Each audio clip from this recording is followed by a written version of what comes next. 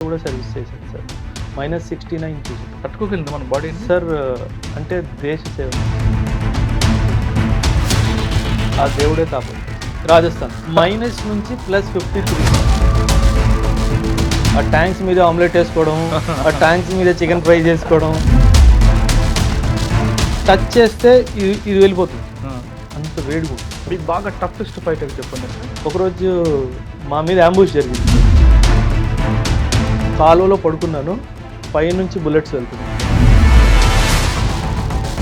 దేవుడు ఉన్నాడు కాబట్టే బయటకు వచ్చాం. మన వాళ్ళు కూడా అటువైపు చేస్తుంటారు ఏమన్నా సర్జికల్ స్ట్రైక్స్? చాలా బ్యాట్ యాక్షన్ అంటారు సార్, బటాలియన్ యాక్షన్ టీమ్ అంటారు. రాత్రులు వచ్చి మనం ఒక సింగిల్ పోస్ట్ మీద అటాక్ చేసి వాళ్ళ తల నరికి తీసుకెళ్ళిపోయారు.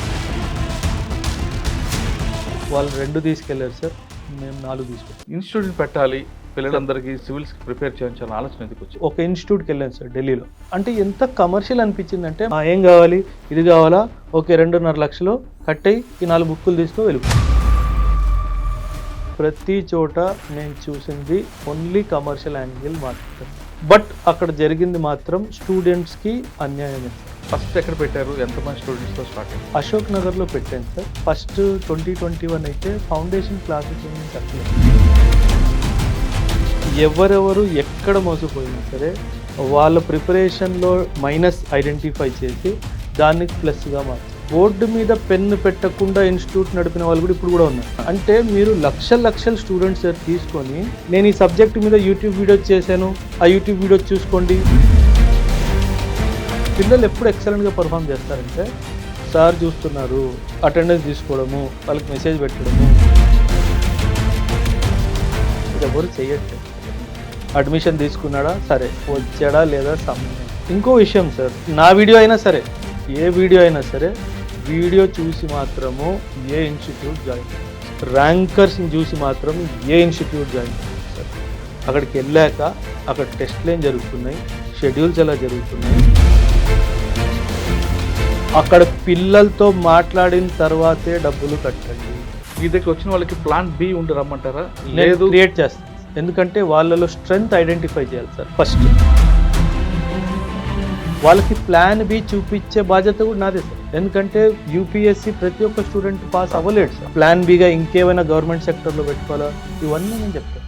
ప్రిలిమ్స్లోనే పోయిన వాళ్ళకి ఏం చెప్తారు? Mentorship programme. పాస్ అయిన పిల్లల్ని నేను పట్టించుకుంటాను, నేను ఫెయిల్ అయిన పిల్లల్ని పట్టించుకుంటాను. నా గ్యాంగే వాళ్ళు sir.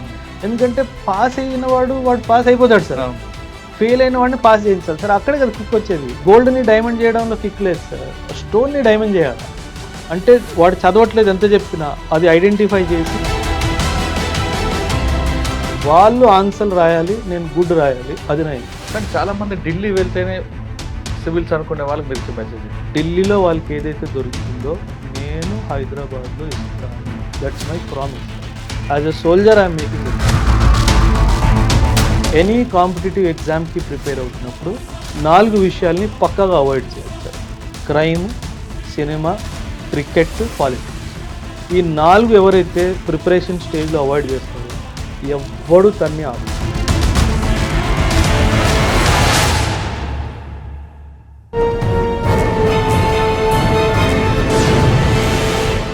Welcome to I dream.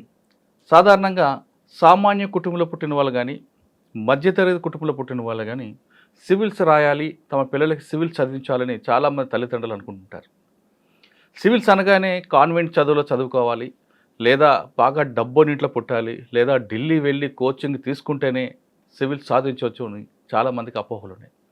కానీ ఇటీవల మన రాష్ట్రంలో, తెలుగు రాష్ట్రాలు తీసుకుంటే చాలామంది యువతీ యువకులు కష్టపడి, అంటే ప్రభుత్వ స్కూల్లో చదివిన తర్వాత కష్టపడి వాళ్ళే చాలామంది ర్యాంకులు సాధించారు. దాదాపు నాకు తెలిసి 20-30 మంది 2023 బ్యాచ్లో వచ్చారు. అయితే సివిల్ సాధించాలంటే ప్రతి వ్యక్తికి ఒక పట్టుదల, వాటితో పాటు వాళ్ళ కమిట్మెంట్ ఉంటేనే అవుతుంది. కానీ అటువంటి వాళ్ళకి కాకుండా కొంతమంది మాకు ఎవరు సలహాలు ఇవ్వట్లేదు అని భావించే వాళ్ళకి ఇప్పుడు చాలామంది అకాడమీలు పెడుతున్నారు. అకాడమీ అనగానే కొంతమంది కార్పొరేట్ స్కూల్స్ చిన్నప్పటి నుంచే 6th క్లాస్ నుంచే IAS academy, IAS foundations course అంటూ రకరకాల ప్రకటనలు చేస్తూ ముందుకు తీసుకెళ్తారు. కానీ అక్కడికి వెళ్ళిన తర్వాత అసలు బేసిక్ సబ్జెక్ట్ లేకుండానే వాళ్ళకి ఐఏఎస్ అనేది, లేదా సివిల్స్ గురించి చెప్తే వాళ్ళకి బుర్రకు ఎక్కకుండా చాలామంది ఫెయిల్స్ అయిపోతుంటారు. ప్రకటనలు చూసి మోసపోయి వెళ్తున్న వారు చాలామంది పిల్లలు చాలా కష్టాలు పడుతూ ఆ ట్రస్ట్ తట్టుకోలేక కొంతమంది ఆత్మహత్యలు చేసుకుంటుంటారు. అటువంటి కల్చర్ నుంచి బయటకు తీసుకురావాలని కొంతమంది ప్రొఫెషనల్గా అకాడమీలు పెడుతూ ఎవరైతే సివిల్స్ రాయాలి, ఆ గోల్ రీచ్ అవ్వాలనుకుంటున్నారో వాళ్ళందరికీ మంచి కోచింగ్ ఇస్తూ, కమర్షియల్గా కాకుండా కోచింగ్ ఇస్తూ వాళ్ళకి దేశ సర్వీస్ కోసం, దేశానికి సేవ చేయడం కోసం పంపిస్తున్నారు. అటువంటి అకాడమీలో ది బెస్ట్ అకాడమీ ఇప్పుడు మనకి మంచి అకాడమీ వస్తుంది. అకాడమీ పేరు మీకు తర్వాత రివీల్ చేస్తా. కానీ అకాడమీ ఉన్న దానికి CEO, చైర్మన్, ఫౌండర్ మాత్రం కమిట్మెంట్తో పనిచేస్తూ విద్యార్థికి కావాల్సిన లక్షణాలు ఏంటి, సివిల్స్ సాధించాలంటే ఏం చేయాలి, ఆ కమిట్మెంట్ గోల్ రీచ్ అవ్వాలంటే ఎంత పట్టుదల ఉండాలి, ఫిట్నెస్తో పాటు మైండ్ సెట్ ఎలా ఉండాలనే విషయాన్ని ఆయన నేర్పుతున్నారు. ఆయనే ఈ వారం మన గెస్ట్. పేరు మేజర్ SPS ఓబ్రాయ్ గారు. ఆయన అకాడమీ చాలా చక్కగా ఉంది. అకాడమీ పేరు ఆయనతో చెప్పించి ఆ పేరు ఎందుకు పెట్టాల్సి వచ్చిందో ఆయన నోటిదని విద్దాం. ఆయన అడిగి సివిల్స్ సాధించాల్సిన వారు ఎలాంటి కోర్స్ తీసుకోవాలి, అంటే కేవలం సివిల్స్ అంటే అందరిది ద్రాక్ష పండ, లేదు ఎవరైనా సాధించవచ్చా అనే విషయాన్ని ఆయన అడిగి తెలుసుకుందాం. సార్ నమస్తే. నమస్తే సార్. నమస్తే సార్. మీరు సాధారణంగా మీరు ఆర్మీ ఆఫీసర్. సార్. ఆర్మీ అనగానే డిసిప్లైన్, క్రమశిక్షణ, కమిట్మెంట్ ఎస్ అదంతా ఉంటుంది. ప్లస్ దేశం కోసం ఏదైనా చేయడానికి ముందుండే ఎస్ వాళ్ళు మీరు. ఎస్ పర్టికులర్గా మీ అనకూడదు, మీ సామాజిక వర్గం కూడా, కమ్యూనిటీ, ఎస్ ఆ కమ్యూనిటీ కూడా మిలిటరీ అనగానే ముందు గుర్తుకొచ్చేది Yes. మీ కమ్యూనిటీ. ఎస్ వాళ్ళు సరిహద్దులో అర్ధరాత్రి అపరాధం ఉండదు, Yes. ఫుడ్ గురించి ఆలోచించరు, అంత కమిట్మెంట్గా పనిచేస్తారు. సార్. ఆ డిసిప్లిన్ ఉన్న మీరు ఈ అకాడమీలోకి పెట్టడానికి రీజన్ ఏంటి? ఇక్కడికి వచ్చిన తర్వాత చాలామంది మీరు పెట్టిన ఏరియాలో అంత middle class people, above middle class కనిపిస్తుంటారు. వాళ్ళకి ఏ విధంగా మీరు మెంటర్గా చేస్తుంటారు? అంటే కేవలం ఫైనాన్షియల్ కాకుండా ఫిజికల్గా కానీ మెంటల్గా కానీ వాళ్ళు ఎలాగ మీరు దాన్ని తీసుకొస్తుంటారు? ఈ ప్రశ్నకు సమాధానం చెప్పే ముందు, ఇటీవల కాలంలో కమర్షియల్ అయిపోతున్న ఈ కోచింగ్ సెంటర్లకి, పర్టికులర్గా 6వ క్లాసు నుంచే IAS ఫౌండేషన్ కోర్స్ అని కొన్ని కార్పొరేట్ స్కూల్ ప్రకటనలకి, వాటికి మీరు ఇచ్చే సమాధానం ఏంటి? కొన్ని చూస్తుంటే కమర్షియల్గా తీసుకుంటూ ఒక ఇంటర్వ్యూ చేసుకొని ఆ అబ్బాయిని మా స్టూడెంట్ అంటూ కొంతమంది ఇన్స్టిట్యూషన్లో పెడుతున్నారు. సార్. వాళ్ళకి ఇచ్చే మెసేజ్ ఏంటి? ఈ ప్రశ్నకు సమాధానం చెప్పే ముందు ఓబ్రాయ్ గారి ఫ్యామిలీ బ్యాక్గ్రౌండ్ చెప్పండి. So I was born and brought up in Hyderabad sir. Actually మా అమ్మవారు Visakhapatnam. My dad was a naval officer sir. So they met in Vizag, they got married. That's how I can talk so fluently in Telugu. Telugu రావడానికి కారణం ఏంటంటే ఇంక మాతృభాష sir. అమ్మతో మాట్లాడే అమ్మ భాష. ఎస్, మాతృభాష కాబట్టి. మీరు ఒక క్వశ్చన్ అడిగారు సార్, ఈ అకాడమీ ఎందుకు వచ్చింది అని చెప్పేసి. నేను శ్రీలేఖ మ్యామ్ కలిసి పెట్టిన academy sir. Srilekha madam is the founder director sir. నేను అకాడమిక్ డైరెక్టర్గా ఉన్నాను, తను ఫౌండర్ డైరెక్టర్గా ఉన్నారు సార్. సార్, అకాడమీ గురించి మీరు రివీల్ చేసే ముందు ఒకసారి మీ ఫ్యామిలీ బ్యాక్గ్రౌండ్, మీరు మేజర్గా మీకు చేసిన సర్వీస్ చెప్పండి. సార్, నేను 2004లో ఆర్మీ జాయిన్ అయ్యాను సార్. CDS ఎగ్జామ్ పాస్ అయ్యి UPSC కండక్ట్ చేస్తుంది సార్ CDS ఎగ్జామ్. ఈ ఎగ్జామ్ పాస్ అయ్యి 2004లో ఆర్మీ జాయిన్ అయ్యి 1 year బేసిక్ మిలిటరీ ట్రైనింగ్ చెన్నైలో చేశాను సార్. చెన్నైలో ట్రైనింగ్ అయిపోయాక ఒక 10 years I served in the army sir. So 10+1 11 years of total నేను ఆర్మీలో సర్వీస్ చేశాను సార్. ఎక్కడ పనిచేస్తారండి? నేను దాదాపు ప్రతి ఒక్క సరిహద్దుని చూశాను సార్. అంటే చైనా బార్డర్ కానివ్వండి, పాకిస్తాన్ బార్డర్ కానివ్వండి, మియాన్మార్ బార్డర్ కానివ్వండి, బంగ్లాదేశ్తో బార్డర్ కానివ్వండి, ప్రతి ఒక్క బార్డర్ నేను సర్వీస్ చేశాను సార్. ఫస్ట్ పోస్టింగ్ ఎక్కడ ట్రైనింగ్? First J&K. సాధారణంగా ట్రైనింగ్ ఎలా ఉంటుంది సార్? చాలా టఫ్ సార్. జనరలీ యూత్లో ఒక అపోహ ఏంటంటే ఆర్మీ అంటే సూపర్ మ్యాన్ ఉండాలి, అది కాదు సార్. ఆర్మీకి కావాల్సింది ఫిజికల్ స్ట్రెంగ్త్ కాదు sir, mental strength. Never give up attitude కావాలి sir. At the time of joining basic physical test ఉంటుంది సార్. అది చాలా బేసిక్ సార్. అది గనక మీకుంటే, మెంటల్ స్ట్రెంగ్త్ స్ట్రాంగ్ ఉంటే గనక దాని మీద ఫిజికల్ స్ట్రెంగ్త్ బిల్డప్ చేయాలి సార్. సో అదే సిద్ధాంతం పట్టుకొని 1 year బేసిక్ మిలిటరీ ట్రైనింగ్స్లో ఆర్మీలో ఒక స్లోగన్ ఉంది sir. You enter the army as a boy, you exit as a man. ఒక అబ్బాయిని ఒక పురుషుడిలా మారుస్తుంది సార్ ఆర్మీ. సో అందులో క్రమశిక్షణ అవనివ్వండి, హెల్త్ పరంగా క్రమశిక్షణ అవనివ్వండి, ఆలోచించే విధానము, దేశ సేవ ఒక ఆలోచన, ఇవన్నీ చాలా చాలా సైంటిఫికల్గా ఇంగ్రేన్ చేస్తారు సార్ ప్రతి ఒక్క. ఫస్ట్ మనం ఆర్మీలోకి వెళ్ళాలంటే బేసిక్ ట్రైనింగ్ ఏముంటుంది అంటే మనకి వాళ్ళ ఫిట్నెస్ కానీ సార్ ఆర్మీ సెలక్షన్ ఎలా ఉంటుంది? Sir army selection 2 stages sir. ఒకటి ఎన్డీఏ ద్వారా, ఒకటి సిడిఎస్ ద్వారా సార్. ఎన్డీఏ ద్వారా వచ్చే ట్రైనింగ్ ఇంటర్మీడియట్ తర్వాత ఇమీడియట్లీ వెళ్ళిపోవాలి సార్. 16 to 19.5 years వరకు ఏజ్ బ్రాకెట్లో వాళ్ళు వెళ్ళిపోవచ్చు. అండ్ ఒకవేళ గ్రాడ్యుయేషన్ చేసాక వెళ్ళాలి అనుకున్న వాళ్ళు గ్రాడ్యుయేషన్ అయ్యాక అప్ టు 25 years వీళ్ళు సిడిఎస్ ఎగ్జామ్ రాసి వెళ్ళాలి సార్. ఓకే. ఎన్డీఏ ఇంటర్మీడియట్ తర్వాత సిడిఎస్ వచ్చేసి గ్రాడ్యుయేషన్ తర్వాత. Okay. సో నేను ఎన్డీఏ ఎగ్జామ్ పాస్ అయ్యాను సార్, కానీ అప్పట్లో మదర్ ఒప్పుకోలేదు సార్. సో 3 years గ్రాడ్యుయేషన్ చేసి తర్వాత వెళ్దూలే అన్నట్టుగా మాట్లాడితే మళ్ళీ సిడిఎస్ రాసి మళ్ళీ ఎగ్జామ్ పాస్ అయ్యి సిడిఎస్ అయిపోయాక 2004లో ఫైనలీ అంటే సెలక్షన్ ఏం చేస్తారు ఫిట్నెస్ కానీ మీకు మార్నింగ్ ఎన్ని గంటలకి? Sir 4 o'clock sir. 4 o'clock morning లేచే టైం ఉంది సార్, రాత్రి పడుకునే టైం లేదు సార్. ఒకసారి అదృష్టం బాగుంటే గంటన్నర దొరకవచ్చు సార్, ఒకసారి బాగాలేకపోతే ఆ టైం కూడా దొరకదు. మీరు ఇంటర్మీడియట్ దాని తర్వాత వెళ్ళారు కదండి, మీ అమ్మగారు వద్దన్నారు, ఆగిపోయారు, డిగ్రీ తర్వాత వెళ్ళారు. అవును సార్. సెలక్షన్కి వెళ్ళే ముందు కొంతమంది కోచింగ్ సెంటర్స్ ఉంటాయి, ఆర్మీలో సెలక్షన్ కోచింగ్ ఇవ్వబడి సార్. సార్ అవన్నీ నిజమే అంటారా? ఉన్నాయి సార్, కొన్ని ఉన్నాయి సార్. కాకపోతే ఆర్మీ సెలెక్షన్ ఇంటర్వ్యూ ఫేజ్ చాలా ఇంపార్టెంట్ సార్ ఆర్మీ సెలెక్షన్కి. దాన్ని సర్వీస్ సెలెక్షన్ బోర్డ్ అంటారు సార్, ఎస్ఎస్బి అని అంటారు సార్. దానికి సంబంధించి చాలా కోచింగ్ ఇన్స్టిట్యూట్స్ ఉన్నాయి సార్. కానీ నా పర్సనల్ ఎక్స్పీరియన్స్తో నేను చెప్తున్నాను సార్, నేను ఆర్మీలో ఉన్నప్పుడు కూడా నేను ఒక సర్వీస్ సెలెక్షన్ బోర్డులో యాజ్ ఎ సైకాలజిస్ట్గా కూడా నేను పనిచేశాను సార్. కాకపోతే మనం ఒక మనిషి సైకాలజీని అంత త్వరగా మార్చలేము సార్. ఎందుకంటే ఎస్ఎస్బిలో సైకాలజీ టెస్ట్ అవుతుంది సార్. నువ్వు ఎలాంటి మనిషివి, నీ ఆలోచన తీరేంటి, ఏమైనా నెగిటివ్ డైమెన్షన్స్ ఉన్నాయా, ఇవన్నీ చూస్తారు సార్. అది యూపీఎస్సీ ఇంటర్వ్యూకి ఎస్ఎస్బి ఇంటర్వ్యూకి చాలా తేడా ఉంది సార్. యూపీఎస్సీ ఇంటర్వ్యూ ఒక 40 నిమిషాల్లో అయిపోయింది సార్. ఎస్ఎస్బి ఇంటర్వ్యూ 6 days నడుస్తుంది. 6 days they will test your social skills, మీ మాట్లాడే విధానము, నువ్వు ఉండే విధానము, నువ్వు బ్యారెక్స్లో ఎలా ఉంటున్నావు, మాట్లాడే విధానము, నువ్వు బట్టలు వేసుకునే విధానము, నువ్వు ఆలోచించే విధానము, నీకు ఒక స్ట్రెస్ ఇస్తే నువ్వు దాన్ని ఫేస్ చేసి ధైర్యం ఉందా, వేరే వాడిని ముందు దోసేస్తావా, ఇవన్నీ 6 days మిమ్మల్ని పెట్టి. అందుకే అంటారు సార్ ఎస్ఎస్బి సెలెక్ట్ అయిన వాడు హీఈస్ అ ట్రూ లీడర్ అంటారు sir. He's a person who will never leave you in the heat of the battle. ఎప్పుడైనా సరే నీ కోసం పోరాడతాడు అన్నట్టుగా అంటారు. అందుకే చాలా పెద్ద ట్యాగ్ సార్. రాహుల్ ద్రావిడ్ కానివ్వండి, అమితాబ్ బచ్చన్ కానివ్వండి, షారూక్ ఖాన్ కానివ్వండి, వీళ్ళు అందరు కూడా ఎస్ఎస్బిలో రిజెక్ట్ అయ్యారు.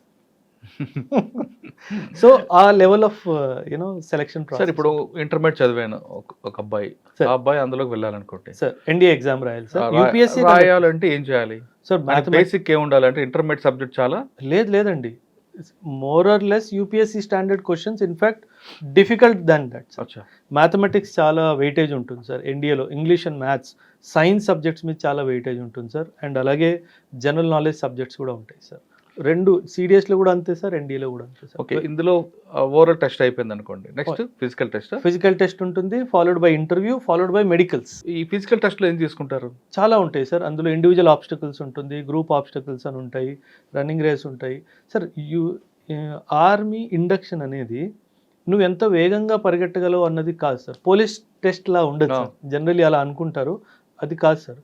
ఆ టెస్ట్లో కూడా సైకాలజీ టెస్ట్ ఉంటుంది సార్. ఫర్ ఎగ్జాంపుల్ మిమ్మల్ని ఒక పోల్ మీద నిల్చోబెట్టి ఒక 2 feet 3 feet డిస్టెన్స్లో ఒక తాడు ఉంటుంది, మీరు జంప్ చేసి తాడు పట్టుకొని కింద దిగాలి. మీకు మెంటల్ బ్లాక్ ఉందనుకోండి, ఆ 3 feet డిస్టెన్స్ అయినా you will not take that leap. ఆ లీప్ తీసుకోవడానికి మీరు భయపడతారు. కాన్ఫిడెన్స్ వాక్, ఒక 20 feet హైట్ మీద ఒక 1/2 feet ప్లాంక్ మీద మీరు వాక్ చేసి చూపించాలి. It is called confidence walk. It is not to test your physical capacity sir, it is about mental. Complete mental. అంటే for a fraction of second వాడు తెలిసిపోతుంది వీడు భయపడుతున్నాడు అని. సో అక్కడ రిజెక్షన్ అయిపోతుంది. సో అది చాలా సైంటిఫికల్లీ డిజైన్ సార్. ఇప్పటిది కాదు సార్, 18th century మోడల్ సార్. అదే మోడల్ ఇప్పుడు కంటిన్యూ అవుతుంది all across the world sir. It is sir. అందులో వెళ్తుంటారు, మార్నింగ్ కంటిన్యూ పరిగెట్టిస్తుంటారు, ఒక ఆఫీసర్ అడిగి లీడ్ చేస్తుంటారు. అంటే అంతసేపు ఒక 5 kilometers 10 kilometers రన్ చేస్తుంటారు కదా, అంటే అక్కడ స్ట్రెంగ్త్ వాళ్ళ మెంటల్ సార్. బ్యాటిల్ లోడ్తో 100 kilometers పరిగెట్టిన రోజు కూడా ఉంది సార్. ఎందుకంటే ఆర్మీలో సేయింగ్ ఉంది sir, after 5 kilometers you don't run by your legs, you run by your mind. Switch off అయిపోయి పరిగెడుతూనే ఉండాలి. సో మాకు చాలా కాంపిటీషన్స్ ఉంటాయి సార్. 40K రేస్ బ్యాక్ ఉంటుంది, 20K రేస్ బ్యాక్స్ ఉంటాయి బ్యాటిల్ లోడ్తో సహా. Not only civil dress or something, మీ మీద బ్యాటిల్ లోడ్ కూడా ఉంది, మీ వెపన్ లోడ్ ఉంది, బ్యాటిల్ లోడ్ ఉంది, అవన్నీ వేసుకొని రావాలి. So it test your limits sir. అక్కడ కూడా మీకు మార్నింగ్ బ్రేక్ఫాస్ట్ కానీ లేదా లంచ్ ఇచ్చినప్పుడు దానికి ఒక టైం పీరియడ్ ఉంటుంది, Sir. ఆ టైంలోనే తినాలంటే ఎగ్జాక్ట్లీ సార్. మీకు ఇంట్లో కూర్చొని హ్యాపీగా తిరిగ్గా తిన్నట్టు ఆర్మీలో ఉండదు sir. You will get 4-5 minutes if you are lucky to eat your meal.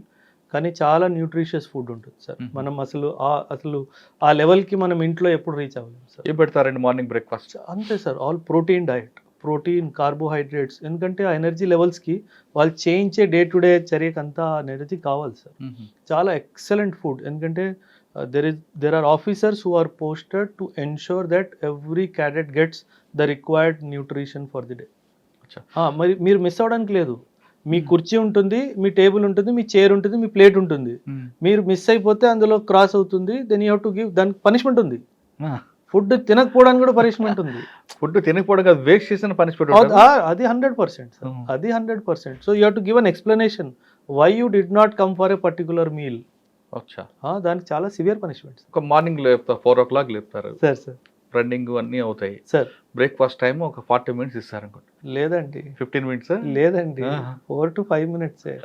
అంతమంది ఎలా తింటారండి? దట్ ఈస్ అంత పెద్ద డైనింగ్ హాల్ ఉంటుంది సార్. 2000 members కూర్చొని తినొచ్చు ఒక్కటే టైంలో అట్ వన్స్. అంతమంది వెయిటర్స్ ఉంటారు మిమ్మల్ని సర్వ్ చేయడానికి. చాలా ఎక్సలెంట్ అరేంజ్మెంట్ సార్. అది బియాండ్ ఇమాజినేషన్.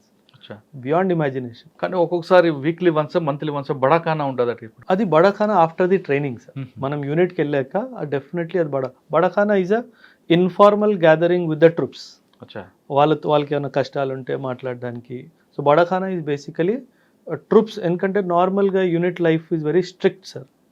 సో వాళ్ళకి కూడా ఒక ఎంటర్టైన్మెంట్ ఫ్యాక్టర్ ఉండాలి అనే డైమెన్షన్లో బడాఖానా పెడతారు సార్. అది కూడా చాలా బాగుంటుంది sir. Barakhana was my favourite time. ఎందుకంటే వాళ్ళు సార్, ఆఫీసర్ అని మర్చిపోయి వాళ్ళ మనసులో ఉన్న మాట చెప్పుకుంటారు సార్. అది చాలా బాగుంటుంది. ట్రైనింగ్ అయిన తర్వాత ఫస్ట్ పోస్టింగ్ ఎక్కడ ఇస్తారండి?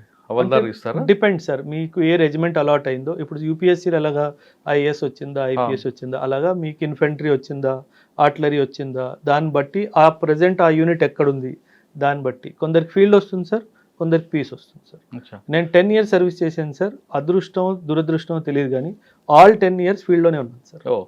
మీ దగ్గరకు వద్దాం. మీరు ట్రైనింగ్ అయింది సార్. ఫస్ట్ పోస్టింగ్ ఎక్కడ? ఫస్ట్ పోస్టింగ్ మానస్ బల్ అని చెప్పేసి యూఏవి బేస్ ఉంది సార్. అక్కడ నేను ఉన్నాను సార్. 18 months అక్కడ ఉన్నాను సార్. అక్కడ నుంచి మళ్ళీ రాజస్థాన్. ఒకసారి మన ఫస్ట్ పోస్టింగ్ వెళ్తే ఇక్కడ మీరు విశాఖపట్నంలో అంతా స్వెట్టింగ్ ఏరియా. అది మనకి నాది విశాఖపట్నం కాబట్టి మనం నిల్చున్నా కూర్చున్నా సమ్మర్లో అయినా మనకి స్వెట్ వస్తూనే ఉంటుంది. అటువంటి బాడీ మనకు అలవాటు అయిపోయింది.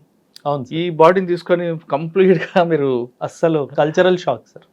ఎందుకంటే అదొకటే కాదు సార్, నేను సియాచిన్ లో కూడా సర్వీస్ చేశాను సార్. -69 చూశాను సార్. తట్టుకోగలింది మన బాడీ సార్. అంటే దేశ సేవ సార్. ఆ దేవుడే కాపాడతాడు సార్. లిటరల్ గా ఫస్ట్ పోస్టింగ్ మీరు ఎక్కడికి వెళ్ళారు? లే ఎలాగుందండి అక్కడ? Leh is very cold place sir. In fact Leh is known to be the highest battle field in the world sir. ఆ హైట్లో ఇంకెక్కడ బ్యాటిల్ ఫీల్డ్ లేదు సార్. సో అక్కడ ఒక ఎయిర్ స్ట్రిప్ ఉంది సార్. మనది చాలా ఇంపార్టెంట్ ఎయిర్ స్ట్రిప్ స్ట్రాటజికలీ మనకి. ఆ ఎయిర్ స్ట్రిప్ని సేఫ్ గార్డ్ చేసే బాధ్యత మాది సార్. ఫ్రమ్ ది చైనీస్ కానీ ఫ్రమ్ ది పాకిస్తానీస్ కానీ దాన్ని కాపాడే బాధ్యత మాది. ఎందుకంటే నార్దర్న్ కమాండ్ జేఎండ్కేలో హై ఆల్టిట్యూడ్లో ఉన్న యూనిట్స్ అన్నిటికీ ఎక్విప్మెంట్ కానీ ఆర్మమెంట్ కానీ ఫుడ్ సప్లైస్ కానీ ఆ ఎయిర్ స్ట్రిప్స్ ద్వారానే వస్తుంది. అంటే base point. Base point. So అక్కడ మీరు వెళ్ళిన తర్వాత మీరు ఎవరు రిపోర్ట్ చేస్తారు అక్కడ? మా unit commanding officer sir. Unit commanding officer ఒక యూనిట్ ఇచ్చేస్తారు సార్. ఆ యూనిట్కి ఈ ఏరియా అంతా రెస్పాన్సిబిలిటీ మీదే అన్నట్టు ఇస్తారు సార్. సో మా యూనిట్ మీకు ఇచ్చిన రెస్పాన్సిబిలిటీ ఎన్ని కిలోమీటర్ ఉందండి? ఒక 29 kilometers స్ట్రెచ్ ఉంటుంది. 29 kilometers మీరు ఒక్కరేనా? నేను ఒక్కడిని కాదు సార్, మొత్తం battalion sir. 1200 to 1400 soldiers sir. 31 officers sir. 31 officers, అందులో నేను ఒక్కడిని. So it is a team effort sir. It is not that we are doing it all. ఇలాంటివి మీరు అడుగుతున్నవి కౌంటర్ ఇన్సర్జెన్సీలో, కౌంటర్ టెర్రరిస్ట్ ఆపరేషన్స్లో పోస్ట్ రెస్పాన్సిబిలిటీస్ ఉంటాయి. అవి వేరే, అది వేరే. ఇక్కడ వెళ్ళారు, జాయిన్ అయ్యారు, ఇంటికి వెళ్ళాలి, అమ్మని చూడాలి అనిపించలేదా సార్? చాలా ఉంటుంది సార్. జనరలీ అసలు మనం ఊహించలేము సార్. ఇప్పుడు మనము ఎవరితో మాట్లాడాలన్నా చూడాలన్నా ఫోన్ తీసుకొని వీడియో కాల్ చేసేస్తాం సార్. అక్కడ ఇవన్నీ లేవు సార్. ఫోన్ లేదు సార్, వీడియో కాల్ లేదు సార్. అంటే ఒక్కొక్కసారి శాటిలైట్ ఫోన్ కూడా పనిచేయదు సార్. అంటే మేము ఇంటి వాళ్ళతో మాట్లాడడానికి 8 నుంచి 10 కిలోమీటర్లు, కొండల్లో 8 నుంచి 10 అంటే ఇంటూ 4 వేసుకోండి సార్. అంటే 30 కిలోమీటర్లు నడిచి ఫోన్ చేసి మళ్ళీ తిరిగి వచ్చిన రోజులు కూడా ఉంది. ఎందుకంటే ఆ వ్యవస్థ లేదు సార్. అప్పట్లో లేదు, ఇప్పట్లో ఎలా ఉందో నాకు తెలియదు సార్. అచ్చా. అప్పట్లో అసలు లేదు మీకు అక్కడ బాగా మెమరబుల్ ఇష్యూ చెప్పండి సార్. బాగా మెమరబుల్ అంటే మీరు అన్నట్టుగా వెదర్ సార్. నేను యాక్చువల్లీ ఏప్రిల్లో నేను జాయిన్ అయ్యాను sir. By the time November December వచ్చేసరికి ఇంకా నేను తట్టుకోలేకపోతున్నాను సార్. అయితే మా doctor, I was feeling not well, doctor దగ్గరికి వెళ్ళాను సార్. నాకు బీపీ ఏదో ఫ్లక్చువేట్ అవుతున్నట్టు అనిపిస్తుంది అని బీపీ చెక్ చేశాడు. అయితే నేను I don't take alcohol sir, నాకు అలవాటు లేదు సార్, ఎప్పుడు తీసుకోలేదు. సో హీ వాజ్ లైక్ అరే సర్దార్ दारू पी ले थोड़ा ठीक हो जाएगा. मैं सर दारू तो नहीं पीऊँगा, you give me medicine, I will take medicine. He said, don't worry, the divine power will protect you. That day sir, ఆ రోజు తర్వాత నేను సియాచిన్లో కూడా వెళ్ళాను, ఏనాడు చలేయలేదు సార్. ఆయన ఎందుకు అన్నాడో ఆ మాట నాకు తెలియదు, కానీ దేవుడే నీకు కాపాడుతాడని చెప్పాడు. ఎందుకంటే ఆ వెదర్లో ఆల్కహాల్ అన్నది it is a medicine sir, it will keep your body warm from inside. అయినా నేను తీసుకునేవాడిని కదా సార్. వైన్ కన్నా దేవుని అంతే సార్. ఓకే, ఎంతకాలం? 18 months ఉండారండి ఇక్కడ? 17 months వరకు. నెక్స్ట్ ట్రాన్స్ఫర్ ఎక్కడ వచ్చారు? రాజస్థాన్ సార్. కంప్లీట్ గా 53 సార్, మైనస్ నుంచి +53 సార్. మీరు ఆశ్చర్యపోతారు సార్. మాకు ఆమె ట్యాంక్స్ ఉంటాయి, ఆ ట్యాంక్స్ మీద ఆమ్లెట్ వేసుకోవడం, ఆ ట్యాంక్స్ మీద చికెన్ ఫ్రై చేసుకోవడం, మా ట్యాంక్ స్టవ్ సార్. అంత వేడి, మీరు టచ్ చేస్తే ఇది వెళ్ళిపోతుంది సార్, అంత వేడిగా ఉంటుంది tank. So that was a very different, quite opposite. ఇంకో గమ్మత్ ఉంది సార్, ఇది western most sector of the Indian army. Next posting eastern most సెక్టర్కి వెళ్ళాను. కంప్లీట్ రైన్ ఉంటుంది కంప్లీట్గా. అంటే నార్త్ నుంచి వెస్ట్కి వెళ్ళాను, వెస్ట్ నుంచి ఈస్ట్కి వెళ్ళాను. మీరు జాగ్రఫీ చదివినట్టయితే బ్రహ్మపుత్ర ఎక్కడైతే యూటర్న్ తీసుకొని ఇండియాలో ఎంటర్ అవుతుందో that is called Lohit valley sir. అక్కడ ఒక పోస్ట్ ఉంది, కిబుతూ పోస్ట్ అని చెప్పేసి, ఆ పోస్ట్ కమాండర్గా ఉన్నాను సార్. అంటే అండ్ అక్కడ బోర్డు కూడా ఉంటుంది, this is the eastern most road of India అని చెప్పేసి. అంటే వెస్ట్ నుంచి ఈస్ట్కి వెళ్ళాను, నార్త్ నుంచి వెస్ట్కి వెళ్ళాను. సో అలా ట్రయాంగిల్ ఫామ్ అనమాట. ఈ 3 ప్రాంతాలు పనిచేస్తారు కదా మీరు సార్. ఎక్కడ మీకు బాగా ఎంజాయ్ చేశారు? ఎంజాయ్మెంట్ అంటే ఇక్కడ బాగా పనిచేయాలి ఇంకా. అరుణాచల్ ప్రదేశ్ సార్. అరుణాచల్ ప్రదేశ్లో లోహిత్ వ్యాలీ. అప్పట్లో సార్, నేను ఎర్లీ 2000 విషయం నేను చెప్తున్నాను, మన రోడ్ ఇన్ఫ్రాస్ట్రక్చర్ కానీ అసలు ఏం లేదు సార్, అస్సలు ఏమీ లేదు సార్. అంటే ఒక్క బ్రిడ్జ్ గనక చైనీస్ వాళ్ళు కూల్చేస్తే మేము రిటర్న్ కూడా రావడానికి లేదు. సో ఆ పరిస్థితుల్లో మేము డ్యూటీ చేసాం సార్. అంటే మీరు టైర్కి చైన్లు కట్టేవాళ్ళం సార్, ఎందుకంటే జిప్సీ పైకి వెళ్తుంది మళ్ళీ వెనక్కి వచ్చేస్తుంది, వెనక లోయ ఉంది సార్. సో టైర్లకి చైన్స్ కట్టిన తర్వాత కూడా జిప్సీలు వెళ్ళిపోయాయి సార్. అందుకే మాకు ఎప్పుడు డోర్ లాక్ రూల్ లేదు sir. Door has to be always open. ఆ లాకింగ్ మెకానిజం తీసేస్తారు సో దట్ ఇమీడియట్గా జంప్ చేయడానికి మనకు సులువుగా ఉంటుంది అనే డైమెన్షన్. అయినా చాలా సోల్జర్స్ని కోల్పోయాను సార్. సో అక్కడ అనిపించేది సార్, ఇక్కడ మనం చాలా డెవలప్ చేయాలి ఏరియాని, ఇన్ఫ్రాస్ట్రక్చరలీ అన్నట్టుగా. ఇప్పుడు జరుగుతుంది సార్, ఇప్పుడు చాలా ఆనందం వేస్తుంది అది చూస్తే, ఒక్కదాని తర్వాత ఒకటి జరుగుతుంది సార్. అయితే అక్కడ చాలా అనిపించేది. ఇన్ఫ్యాక్ట్ మీరు హిస్టరీ చదివితే కనుక 1962లో, నేను పిల్లలు ఎవరైతే వింటున్నారో వాళ్ళకు కూడా చెప్తాను, there is a battle called battle of Walong, WALONG, battle of Walong. మన సోల్జర్స్ మన గవర్నమెంట్ నుంచి మీరు పోస్ట్ వదిలేయండి, తిరిగి వచ్చేయండి అని చెప్పిన తర్వాత కూడా వాళ్ళు వదిలేయకుండా లాస్ట్ మ్యాన్ లాస్ట్ బుల్లెట్ వరకు ఫైట్ చేశారు. ఆ ప్లేస్లో నిల్చుంటే అదొక తెలియలేని ఒక సైలెన్స్ ఉంది సార్ ఆ ప్లేస్లో. ఇప్పుడు కూడా అంతమంది అక్కడ ప్రాణం కోల్పోయి దేశ సరిహద్దుల్ని కాపాడారు సార్. సో అది చాలా బాగా టచింగ్, తెలియకుండానే అక్కడ చాలా బాగా సార్. ఓకే సార్, మన ఫైరింగ్ మీకు ట్రైనింగ్ ఎక్కడ ఇస్తారు? అకాడమీలో కూడా ఉంటుంది సార్, యూనిట్లో కూడా రెగ్యులర్ ట్రైనింగ్ ఉంటుంది. ఎక్కడ అకాడమీ? ఎక్కడ ఉంది academy? Chennai sir, officers training అకాడమీలో బేసిక్ మిలిటరీ ట్రైనింగ్ ఉన్నప్పుడు కూడా ట్రైనింగ్ ఉంటుంది. అదే తర్వాత యూనిట్లో కూడా రెగ్యులర్గా firing training is a must sir. And as an officer, because firing మీద కంట్రోల్ పెట్టేదే మేము సార్, ఫైరింగ్ మీద. సో దట్ ఈస్ వై మా ఫైరింగ్ స్టాండర్డ్స్ చాలా బాగుంటుంది సార్. సో ఈ 3 ప్రాంతాలు పనిచేస్తారు కదా, చేస్తున్నప్పుడు మీకు ఎప్పుడైనా మన టార్గెట్ ఎప్పుడైనా కనపడ్డారా, లేదా వాళ్ళతో ఎప్పుడైనా? చాలా మంది సార్, అంటే మనకి సినిమాల్లో చూపినట్టు చూపించినట్టుగా ఉండదు సార్ సినిమాలు. అందుకే నేను జనరలీ ఆర్మీ సంబంధించిన సినిమాలు నేను వెళ్ళను సార్, ఎందుకంటే అక్కడ జరిగేది ఒకటి, వీళ్ళు చూపించేది ఇంకోటి. నేచురల్గా ఆర్మీ కాదు, పోలీసు కూడా వేరే వేరేగా చూపిస్తూ ఉంటారు. సో అలా ఏం లేదు సార్, చాలా ఫ్లాగ్ మీటింగ్స్ ఉంటాయి. అంటే ఇప్పుడు మీరు నేను ఎలా కూర్చొని మాట్లాడుతున్నామో అలా వాళ్ళ ఆర్మీ కమాండర్ వస్తారు, మేము కూర్చొని వితౌట్ వెపన్స్, బాబు ఈ ప్రాబ్లమ్స్ ఉన్నాయి, ఇక్కడ ఈ ప్రాబ్లమ్స్, వార్ లైక్ సిచ్యువేషన్ ఉన్నప్పుడు అప్పుడు ఎవడు దొరుకుతాడా అని చూస్తాం, కానీ నార్మల్ టైంలో మటుకు అలా ఉంటుంది. అంటే ఈ సినిమాలో చూపిస్తున్నట్లుగా మనం మీకు అడుగుతున్నా సార్ సార్ సరౌండింగ్ బార్డర్స్కి వచ్చేసరికి వాళ్ళు వస్తుంటారు, గ్రానైడ్ విసురుతుంటారు, ఇవన్నీ జరుగుతుంటాయి? లేదండి, లేదు. That only when the situation is bad, only when the war like situation is there, అప్పుడు ఇవన్నీ జరుగుతాయి తప్పితే నార్మల్ పీస్ టైంలో అంతగా ఏముండదు. కానీ ఒక్కొక్కసారి మనకి ఆర్ఎస్ పురా పంజాబ్ లాంటి జమ్మూ రంజిత్ సింగ్ కావచ్చు, ఇటువంటి సెక్టార్లు, పూంచ్ సెక్టార్, అవును సార్, ఈ సెక్టార్లో ఎక్కువగా గ్రానైడ్లు పడుతుంటాయి కదా అట్టుండి. అవును, అంటే ఇట్ ఈస్ మిస్చీఫ్ సార్. అంటే వాళ్ళు సార్ మనము పాకిస్తాన్ని అర్థం చేసుకోవాలి sir. Pakistan is a semi failed state sir. Semi failed state కాబట్టి ఆ గవర్నమెంట్ కూడా కొన్ని విషయాల్లో ఆర్మీ మీద కంట్రోల్ వీక్ ఉంది sir. So just to keep the issue of Kashmir alive వాళ్ళు ఏదో పని చేస్తారు. అంటే మనం ప్రొవోక్ చేయడానికి చేస్తుంటారు వాళ్ళు. మనకు ప్రొవోక్ అని కాదు సార్, ఇక్కడ గొడవ ఉంది, ఈ గొడవను మేమే సాల్వ్ చేయగలం, ఆర్మీయే సాల్వ్ చేయగలదు అని పొలిటికల్ లీడర్షిప్ని కంట్రోల్ చేయడానికి ఆ డైమెన్షన్లో పాకిస్తాన్ ఆర్మీ, పాకిస్తాన్ అంతే. కానీ అంత సిచ్యువేషన్ బ్యాడ్ ఏం లేదు, అంటే not on a day to day base. Sir ఇప్పుడు కొన్ని మీరు చేసిన విలేజ్లో మనకు బార్డర్ కనిపిస్తుంటుంది సార్, ఆర్మీకి మనకి ఉన్నది ఇష్యూస్ పక్కన పెడతాం, జనరల్ పబ్లిక్ పాకిస్తాన్ కానీ ఇండియా వాళ్ళు కలిసిమెలిసి ఉంటుంటారా? చాలా సార్, ఎందుకంటే మనకి బౌండరీ డిజైన్ చేసినప్పుడు అంత లాజిక్ అప్లై చేయలేదు సార్ వీళ్ళు. ఏమైందంటే సే ఫర్ ఎగ్జాంపుల్ సడన్గా మీరు అటు కూర్చున్నారు, నేను ఇటు కూర్చున్నాను, గవర్నమెంట్ వచ్చి ఇదే సరిహద్దు అనేసింది, సో తమ్ముడు అటు ఉండిపోయాడు అన్నిటి వచ్చేసి. సో ఆ క్రాస్ కల్చరల్ లింకేజెస్ ఉన్నాయి sir. So common cultural landscape అని అంటాం మేము. నేను పాఠం చెప్పినప్పుడు India Pakistan relationship common cultural landscape ఉంది కాబట్టే మనం గ్రేట్ వాల్ ఆఫ్ చైనా లాంటిది ఏం కన్స్ట్రక్ట్ చేయలేదు సార్. ఎందుకంటే ఒకరు కలుసుకోవాలి కదా, ఎందుకంటే ఫర్ సెంచురీస్ కలిసి ఉన్నారు. మీరు ఐ డోంట్ నో మీరు విన్నారో లేదో, మన్మోహన్ సింగ్ ఒకరోజు పార్లమెంట్లో ఒక స్టేట్మెంట్ ఇచ్చారు sir, I want to have my breakfast in Lahore, lunch in Pakistan, dinner in Afghanistan. This is how my forefathers lived and this is how I want my children also to live.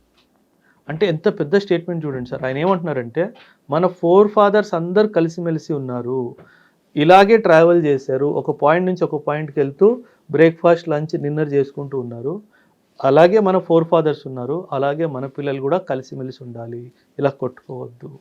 చాలా పెద్ద statement sir. అవునండి, అంటే అటువంటి culture కనిపిస్తుంటుందా మీకు?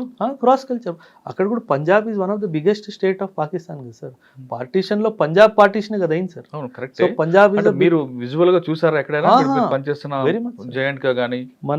మన food habits కానీ, dress habits కానీ, cultural habits కానీ almost similar sir, almost similar. Language they use Punjabi is one of the most spoken language, Urdu is another language. అంటే వాళ్ళ రిలేషన్ కూడా అలాగే ఉందంటారా? Yes very much. అంటే ఓన్లీ ఆర్మీ మధ్యన వార్ ఇదంతే, పబ్లిక్ వార్ కాదు? లేదండి, సివిల్స్ వార్ కాదు అసలు, ఎప్పుడు లేదు సార్, ఎప్పుడు లేదు. They admire Indians like anything because the kind of మనకు దొరికే లిబర్టీ, స్వేచ్ఛ వాళ్ళకి దొరకలేదు. సెకండ్ పోస్ట్ ఎక్కడికి వచ్చారండి?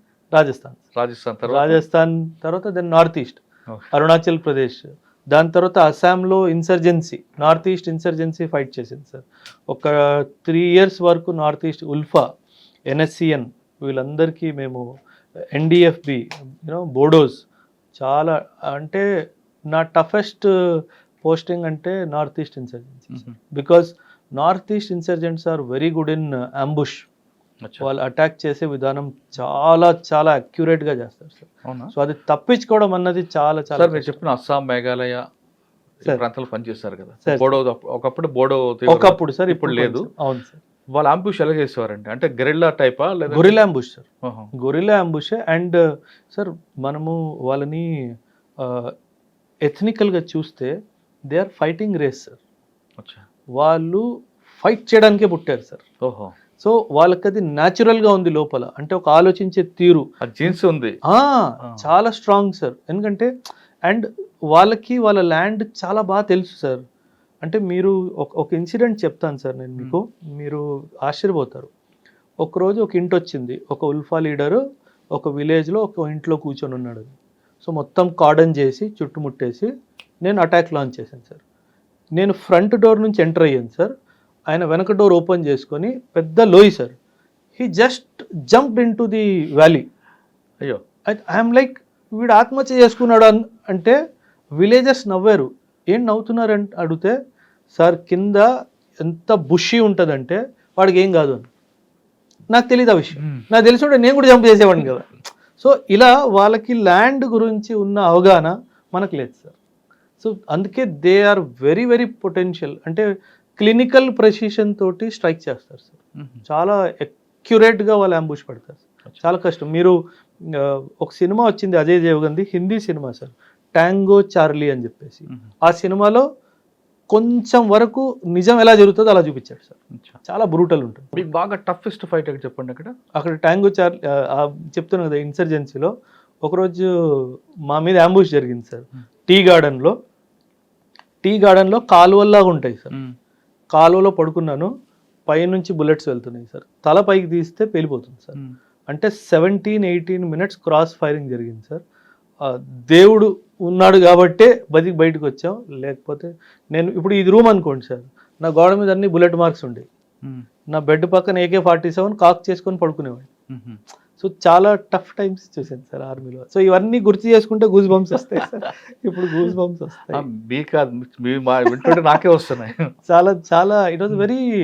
నేను అందుకే నా పిల్లలు చెప్తాను సార్ ఇన్స్టిట్యూట్లో కూడా, మీకు అడ్డంకులు వస్తున్నాయి, ఆబ్స్టకల్స్ వస్తున్నాయి అంటే nature wants you to rise above the obstacle. Obstacle రావట్లేదు అంటే మీరు దారి తప్పిపోయారు. మీకు అడ్డంకులు వస్తున్నారంటేనే మీరు కరెక్ట్ దారిలో ఉన్నారు. నేచర్ మిమ్మల్ని ఆ ఆబ్స్టకల్స్ పైకి లేవాలి అన్న విధంతోనే టెస్ట్ చేస్తుంది. మీకు ఇప్పుడు అంబుష్ వేశారు, ఏదైనా ఒక మేజర్ ఇష్యూ చేస్తే మీకు ఇన్విటేషన్ పంపించినట్టు మీరు అక్కడికి వెళ్తారు, రష్ అయిపోతారు, వాళ్ళ అంబుష్లో మీరు అటువంటి జరుగుతుంటాయా? లేదు డైరెక్ట్ గానే నీకు పలానా దగ్గర ఉన్నావు రండి అంటూ వాళ్ళు? లేదు, అలా ప్రీ మనకి ఇన్ఫర్మేషన్ ఇవ్వరు సార్ వాళ్ళు. ఇంకొకటి సంఘటన చెప్తాను సార్ నేను మీకు. ఒక విలేజ్లో ఒక ఇన్ఫార్మర్ ఉన్నాడు సార్. ఉల్ఫా వాళ్ళకి తెలిసిపోయింది ఆ అబ్బాయి మా ఇన్ఫార్మర్ అని చెప్పేసి. ఎలా చంపారంటే సార్, అంటే చెప్పాలో తెలీదు, వాడిని సగం చంపేసి వదిలేశారు సార్. అంటే పీకి సగం కోసేసి ఆ బ్లడ్ వస్తూ ఉంది. రాత్రి 3:30-4 o'clock అది చేసి ఉంటారు సార్. అండ్ డెఫినెట్గా ఎవరైనా వెళ్ళి చూస్తారు కదా సార్, దాని చుట్టుపక్కల బాంబు పెట్టారు సార్. అంటే సాధారణంగా ఎవరైనా మనం ఆ పరిస్థితులు చూస్తే పరిగెట్టుకుంటూ వెళ్ళి చూస్తాం కదా సార్ ఏంటా అనేసి. పక్క కొండ మీద కూర్చొని మా ట్రూప్స్ వెళ్ళంగానే బటన్ నొక్కాడు సార్. ఇంకో బాంబు వెళ్ళింది సార్, 6 మంది పోయారు సార్. అంత బ్రూటల్గా చేస్తారు sir. So it is not a joke that is happening sir. అందుకే ఆర్మీ కమిట్ అయిపోయింది సార్. నార్త్ ఈస్ట్ ఇన్సర్జెన్సీలో మన ఆర్మీ చాలా ఇదిగా కమిట్ అయిపోయింది. అది మనం గుర్తించాలి సార్. సో ఆ సిచ్యువేషన్స్ నుంచి బయట రావాలి, మన ట్రూప్స్ని సేఫ్ గార్డ్ చేసుకుంటూ బయట రావాలి, ఏ సివిలియన్కి ఏం కాకుండా చూసుకోవాలి. అది చాలా పెద్ద బాధ్యత సార్. అంటే మీరు పనిచేస్తున్న ఆ ప్రాంతంలో ఆర్మీ అనేది కేవలం ఫైట్ ఒకటే కాకుండా ఇంటెలిజెన్స్ డిపార్ట్మెంట్ కానీ, లేదా సోషో ఎకనామిక్ ప్రాబ్లమ్స్ సాల్వ్ చేయడంలో కానీ, డెవలప్మెంట్ ఇష్యూలో కానీ చాలా మీది ఉందా? చాలా సార్. ఆపరేషన్ సద్భావన అనే ప్రోగ్రామ్ ఉంది సార్. ఒక నా పర్సనల్ ఎక్స్పీరియన్స్ నేను చెప్తాను సార్. గర్ల్స్ది హై స్కూల్ ఉంది సార్, గర్ల్స్ హై స్కూల్ ఉంది.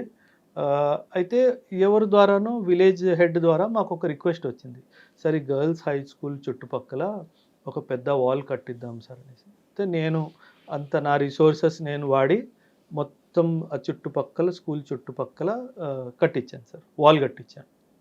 రక్షాబంధన్ వచ్చింది సార్, మీరు చెప్తే నమ్మరు sir, 269 girls came to tie rakhi to.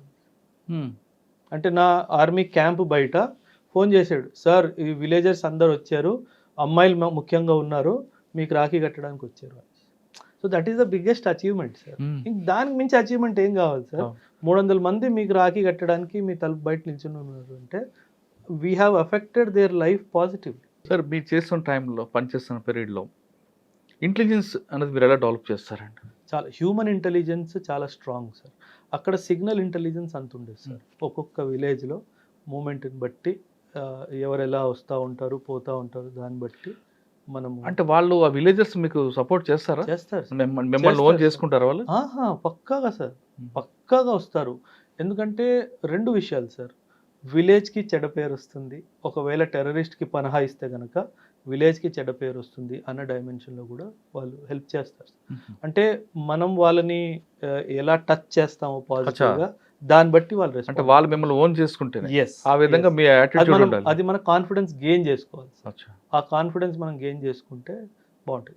మా యూనిట్ ఆ ఏరియాని వదిలేసి వచ్చినప్పుడు సార్, మీరు చెప్తే నమ్మరు సార్, విలేజ్ మొత్తం ఖాళీ అయిపోయింది. అందరు గేట్ దగ్గర నిల్చొని చప్పట్లు కొట్టారు. మొత్తం village sir. So I had 361 or 359 villages under my command. Sir మీరు China border, Pakistan border, Bangladesh border 3 బార్డర్లు చూసారు. సార్ ఒక్కొక్క బార్డర్ నుంచి ఏవి ఎక్కువగా మనకి డ్రగ్స్ వస్తాయా, కరెన్సీ వస్తుందా, వెపన్స్ వస్తుంటాయి? పాకిస్తాన్ నుంచి చాలా మటుకు డ్రగ్స్ స్మగుల్ అవుతాయి సార్. ఎక్కడ రాజస్థాన్ బార్డరా? లేదు సార్, గుజరాత్ కానీ, రాజస్థాన్ కానీ, పంజాబ్ కానీ, జేఎండ్కేలో జమ్మూ రీజన్ కానీ, అక్కడ నుంచి మనకి చాలా డ్రగ్స్ వస్తాయి సార్. ఓకే. నేపాల్ బార్డర్ నుంచి వెపన్స్ కానీ, ఇల్లీగల్ స్మగ్లింగ్ కానీ, బంగ్లాదేశ్ నుంచి కూడా చాలా స్మగ్లింగ్ జరుగుతుంది sir. Okay. China and all is more of weapons. North east దీంట్లో అండి? నార్త్ ఈస్ట్ విమెన్ ట్రాఫికింగ్ ఎక్కువ sir. Women and drug trafficking. Bangladesh more of Manipur side నుంచి సార్. మనకి థాయిలాండ్ నుంచి, వియత్నాం, కంబోడియా నుంచి అక్కడ గోల్డెన్ ట్రయాంగిల్ అని ఉంది సార్. డ్రగ్కి వరల్డ్లో top producer of drug is golden triangle in the north east sir. Cambodia, Laos, Vietnam అని చెప్పేసి 3 కంట్రీస్ నుంచి అక్కడ నుంచి డ్రగ్. మనకి ఎక్కడ వస్తుందండి బార్డర్? మణిపూర్లో మోరే అని చెప్పేసి ఐసీపీ ఉంది సార్, ఇంటిగ్రేటెడ్ చెక్ పోస్ట్.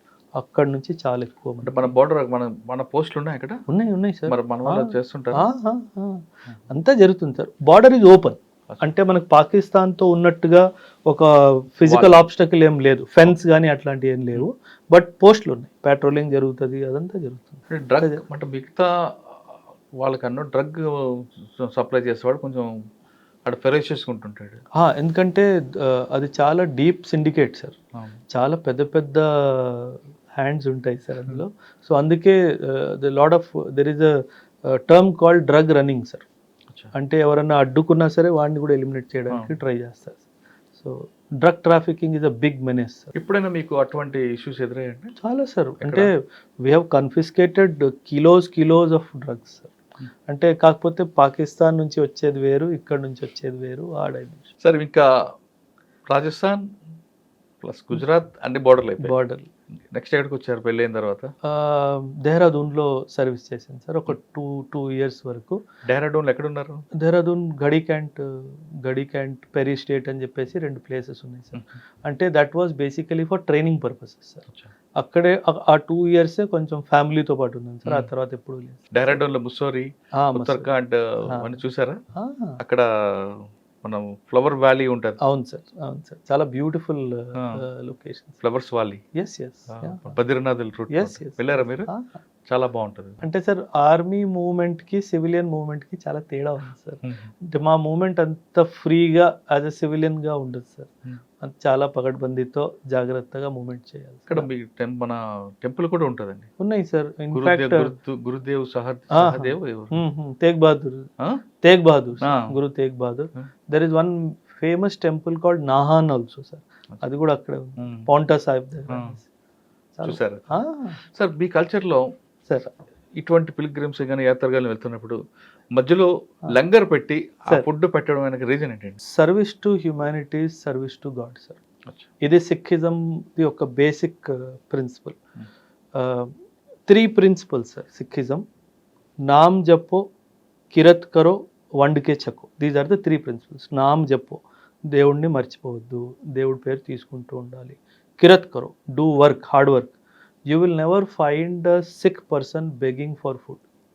మీకు ఎక్కడ దొరకదు సార్. ఎందుకంటే కమ్యూనిటీలో దాన్ని అప్రిషియేట్ చేయరు సార్. అండ్ వండ్కే చక్కో is when you SIT to eat you should have somebody to share the food with. So అది అక్కడ ఆ కాన్సెప్ట్ నుంచి లంగర్ అనే కాన్సెప్ట్ వచ్చింది సార్. కానీ లంగర్ ఇంకో డైమెన్షన్ ఏంటంటే it is like meeting of equal social status. రాజు అయినా ఒక పేద కుటుంబానికి చెందినోడైనా పక్కన కూర్చొనే తినాలి. When Guru Nanak was professing about Sikhism sir, చాలామంది రాజులు తనని కలవడానికి వచ్చేవాళ్ళు. ఇది పార్ట్ ఆఫ్ హిస్టరీ సార్, నేను చెప్తున్నాను మీకు. రాజు వాళ్ళని కలవడానికి వచ్చేవారు. ఆయన ఆదేశం ఏంటి? ఫస్ట్ లంగర్లో భోజనం చేయి, ఆ తర్వాత నా దగ్గరికి రా. భోజనం చేయించాల్సిన ఉద్దేశం భోజనం పెట్టడం కాదు, నీ పక్కన ఎవరున్నా సరే నువ్వు దాన్ని యాక్సెప్ట్ చేయాలి, అప్పుడే నా దగ్గరికి రావాలి. సో నువ్వు నేను కింగ్ అనే ఆలోచన నుంచి కిందికి వచ్చి కామన్ మ్యాన్ లాగా తిని నా దగ్గరికి వస్తే అప్పుడు నేను చెప్పింది నీకు అర్థమవుతుంది. లంగర్ చేసే దానికి ఫుడ్కి కానీ మిగతా విషయాలకు కానీ ఫైనాన్షియల్ ఎక్కడి నుంచి వస్తుంది? Donations, donations sir. చాలా బాగా చేస్తారండి సార్, కోవిడ్ అవ్వనివ్వండి, ఎనీ న్యాచురల్ డిజాస్టర్ అవ్వనివ్వండి, ఎనీ కైండ్ ఆఫ్ కెలామిటీ అవ్వనివ్వండి, the Sikh community is the first community to respond. Establish langar instantaneously, within 2 hours langar will be established, hot food will be serve to every. Hot food కూడా మీరు ఇచ్చేది లంగర్లో రోటీ, దాల్, పన్నీర్, butter milk, sweet. It has divine blessings. ఆ taste ఇంట్లో రాదు. ఆ ప్రసాదం మనకు ప్రసాద్ పెడతారు కదా సార్, అది మనం ఎంత నెయ్యి వేసినా సరే, ఎంత వేసినా ఇంట్లో ఆ టేస్ట్ రాదు sir. That has divine blessing sir. అది దేవుడు. సార్, మీ కమ్యూనిటీలో ఇంకొక మంచి గొప్ప విషయం ఉందండి సార్. ఎవరైనా తప్పు చేస్తే గురుద్వారకు వెళ్ళి అక్కడ బూట్ పాలిష్ చేయడం సేవ sir. So it is called you know, మనం ఏమైనా తప్పు చేస్తే దేవుడికి, okay I'm trying to understand that I have committed a mistake, నేను తప్పు చేశాను, దానికి నేను ఈ సేవ చేస్తాను. తప్పు చెయ్యకపోయినా చాలామంది వస్తారు సార్, ఆ స్పిరిట్తో వస్తారు. అంటే it is basically to bring a sense of equality. మన అందరూ ఒక్కలే, నేను ఇంకొకటి బూట్ పాలిష్ చేస్తున్నందుకు నేను చిన్నోడిని అయిపోను, ఆ డైమెన్షన్ ఆఫ్ థాట్ కూడా. సార్, మనం మీ ప్రొఫెషన్లోకి వద్దాం సార్. తర్వాత ఎక్కడికి వచ్చారు మీరు? After Dehradun sir, I went to Bathinda sir. పంజాబ్లో బటిండా వాజ్ అవర్ బేస్, కాకపోతే ఫ్రంట్ వాజ్ అవర్ బార్డర్. అక్కడే మీకు వర్క్ ఉందండి? Pathankot my border sir. ఏ పీరియడ్లో మీరు చేశారు Pathankot? 2012 to 2014. Pathankot air base మీద అటాక్ అయింది కదా ఒకటి, అది నేను వచ్చాక సార్. మీరు వచ్చాక? అది నేను వచ్చాక చాలా సంవత్సరాల తర్వాత సార్. అంటే అక్కడ పఠాన్కోట్లో సింధు నది సార్. ఎస్, సింధు అవతల వైపు పాకిస్తాన్, ఇవతల వైపు మన ఇండియా. అవును సార్. అది ఎక్కడో పుట్టి పాకిస్తాన్లో కలుస్తుంటుంది నది. అవును సార్. ఇంత ఫ్రీ మూవ్మెంట్ ఉన్నప్పుడు మనకి విజిలెన్స్, అక్కడ ఇంటెలిజెన్స్ ఉండదంటారా ఎవరు మూవ్మెంట్ ఉందనేది? ఉంటుంది సార్, ఉంటుంది సార్. బట్ కాకపోతే రాత్రులప్పుడు, వెదర్ బాగాలేనప్పుడు ఎనిమీ కూడా ఇవన్నీ చూసుకొని అటాక్ చేస్తాడు సార్. సో ఒక్కొక్కసారి ఏమవుతుందంటే, బికాస్ అంటే it is not a plain area to guard. Mountains ఉన్నాయి, హిల్ ఉంది, రివర్ ఉంది, సో గ్యాప్స్ ఉంటాయి సార్. వాళ్ళు over a period of time they have identified these gaps. ఆ గ్యాప్స్ని వాడి లోపల సార్ అక్కడ టెరైన్ కూడా చాలా డిఫికల్ట్ టెరైన్, చాలా డిఫికల్ట్. మరి అంత దీంట్లో వాడు కమిట్మెంట్తో వస్తాడా, లేదు దేనికి వస్తుంటాడండి? అంటే సార్ రావడమే కష్టం, వచ్చిన తర్వాత ఐడియాలజికలీ డ్రివన్ కదా సార్. వాళ్ళ ఒక ఐడియాలజికల్ని వాళ్ళని బ్రెయిన్ వాష్ చేసి వాళ్ళకి ఏదో డబ్బు ఇచ్చి ఏదో చేసి పంపిస్తారు సార్. వస్తున్న వాడికి తెలుసు సార్ చనిపోతానని, ఇవాళ కాతే రేపు చనిపోతానని క్లారిటీ వాడికి ఉంటుంది సార్. అక్కడ చాలా పరిస్థితులు బాగాలేవు సార్. అంటే వాళ్ళకి ఎలా అంటే ఒక ఫిదాయిన్ అటాక్ అంటాం, సూసైడ్ మిషన్కి వెళ్తే కనుక ఒక 50 లక్షలను 40 లక్షలను చెప్పి ఇంట్లో ఇచ్చేస్తారు సార్. దానికి ఆశ పడిపోయి యూత్ వచ్చేస్తారు. అదొక్క డైమెన్షన్ కూడా చాలా డిస్టర్బింగ్. తర్వాత పూంచ్ సెక్టార్లో ఎక్కువగా అండర్ గ్రౌండ్ నుంచి కూడా వస్తుంటారు. టనల్స్ క్రియేట్ చేసుకున్నారు sir over period of time. 75 yearsలో టనల్స్ డిగ్ చేసేసుకున్నారు సార్. సో పైన ఫెన్స్ ఉంది, కింద నుంచి వచ్చేస్తున్నారు సార్. సో ఆ ఒక్క డైమెన్షన్ కూడా చాలా విచారించాల్సిన డైమెన్షన్ సార్. మీరు టైం కాకుండా తర్వాత డ్రోన్స్ అటాక్ స్టార్ట్ చేస్తారు. ఇప్పుడు this is the latest trend sir. దాన్ని మరి బ్రేక్ చేయొచ్చా మన వాళ్ళు? డ్రోన్ క్యాచర్స్ అని చాలా ఎక్విప్మెంట్స్ వచ్చేసాయి సార్. డ్రోన్ని జామ్ చేయొచ్చు సార్, మనం కంట్రోల్లో తీసేసుకోవచ్చు. సో కాకపోతే ఇట్ ఈస్ ఇంకా ఇవాల్వ్ అవుతుంది సార్. డ్రోన్ థ్రెట్ ఇవాల్వ్ అవుతుంది, దానికి డిఫెన్స్ మెకానిజం కూడా ఇవాల్వ్ అవుతుంది sir. It will take another 2-3 years time. ఇప్పుడు కూడా డ్రోన్ నెట్స్ వచ్చేసాయి. అవునా? వచ్చేసాయి సార్. వాళ్ళు పాకిస్తాన్ మిలిటరీ మనల్ని డిస్టర్బ్ చేయడానికి, వాళ్ళ ఎగ్జిస్టెన్స్ చూపించుకోవడానికి ఇటువంటి ఇష్యూస్ చేస్తుంటారు. అవును సార్. ఇప్పుడు మన వాళ్ళు కూడా అటువైపు చేస్తుంటారు ఏమైనా సర్జికల్ స్ట్రైక్స్? చాలా అవన్నీ చెప్పుకోలేము కానీ చాలా చేస్తాం. I was also part of one of the. ఏదో ఒకటి చెప్పండి, రివీల్ చేయకూడదంటే వద్దు. అంటే ఇన్సిడెంట్ ఏంటంటే సార్, ఇన్ఫ్యాక్ట్ కొన్ని రోజుల ముందు నేను నా స్టూడెంట్స్తో కూడా డిస్కస్ చేశాను. బ్యాట్ యాక్షన్ అంటారు సార్, బటాలియన్ యాక్షన్ టీమ్ అంటారు. రాత్రులు వచ్చి మనం ఒక సింగిల్ పోస్ట్ మీద అటాక్ చేసి వాళ్ళని తల నరికి తీసుకెళ్ళిపోవడం, ఇవన్నీ జరుగుతాయి సార్. సో దానికి ప్రతీకారంగా ఒక ఆపరేషన్ లాంచ్ చేశాం sir. I lead that operation. అచ్చా. వాళ్ళు 2 తీసుకెళ్లారు సార్, మేము 4 తీసుకొచ్చాం. ఏ సెక్టార్లో? సో ఇవన్నీ జరుగుతాయి సార్. ఎందుకంటే మన ట్రూప్స్లో ఒక ఆక్రోషం ఉంటుంది సార్. మన 2 తీసుకెళ్ళారు సార్, మనం 4 తీసుకురావాల్సిందే.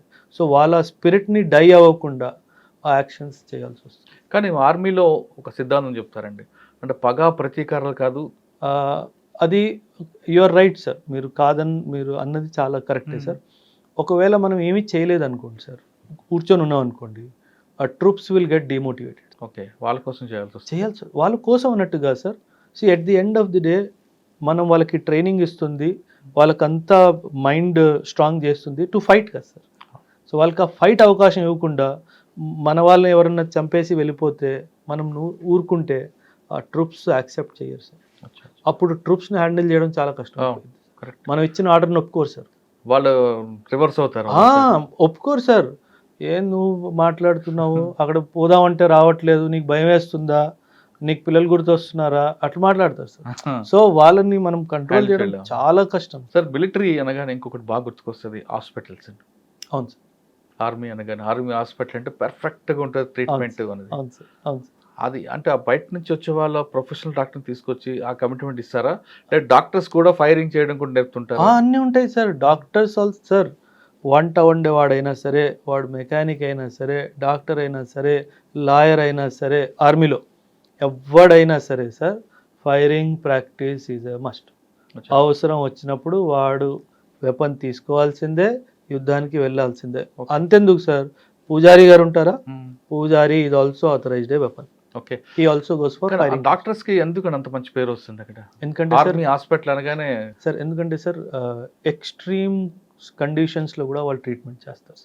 In the thick of the battlefield, యుద్ధం జరుగుతున్నప్పుడు కూడా వాళ్ళు ట్రీట్మెంట్ చేస్తారు. సో చాలా రెస్పెక్ట్ సార్. ఇన్ఫ్యాక్ట్ మేము కూడా, ఎందుకంటే మాకేమైనా జరిగితే మమ్మల్ని చూసుకునే వాళ్ళే కాబట్టి, అండ్ చాలా రిస్క్ చేసుకొని ఫార్వర్డ్స్కి వచ్చి మరి ట్రీట్మెంట్ చేస్తారు. సో ఆర్మీలో ఆ డాక్టర్స్కి చాలా రెస్పెక్ట్ ఉంది. డాక్టర్స్కి చాలా చాలా అంటే చాలా. సార్, కమిట్మెంట్తో పనిచేస్తున్న మీలాంటి ఆర్మీ ఆఫీసర్కి లేదా ఆర్మీకి ఎంటర్టైన్మెంట్ ఏంటి? ఎంటర్టైన్మెంట్ మా బడాఖానా సార్. మీరు ఒక వర్డ్ వాడారు కదా, bada khana is that excellent platform sir. అంటే డే టు డే లైఫ్లో చిన్న చిన్న విషయాల్ని పట్టుకొని కామెడీగా ఎలా రిప్రజెంట్ చేయాలో అది troops are very good at it sir. అంటే మిమ్మల్ని ఎంత క్లోజ్గా అబ్జర్వ్ చేస్తున్నారు అన్న విషయం మీకు అర్థమైపోతుంది.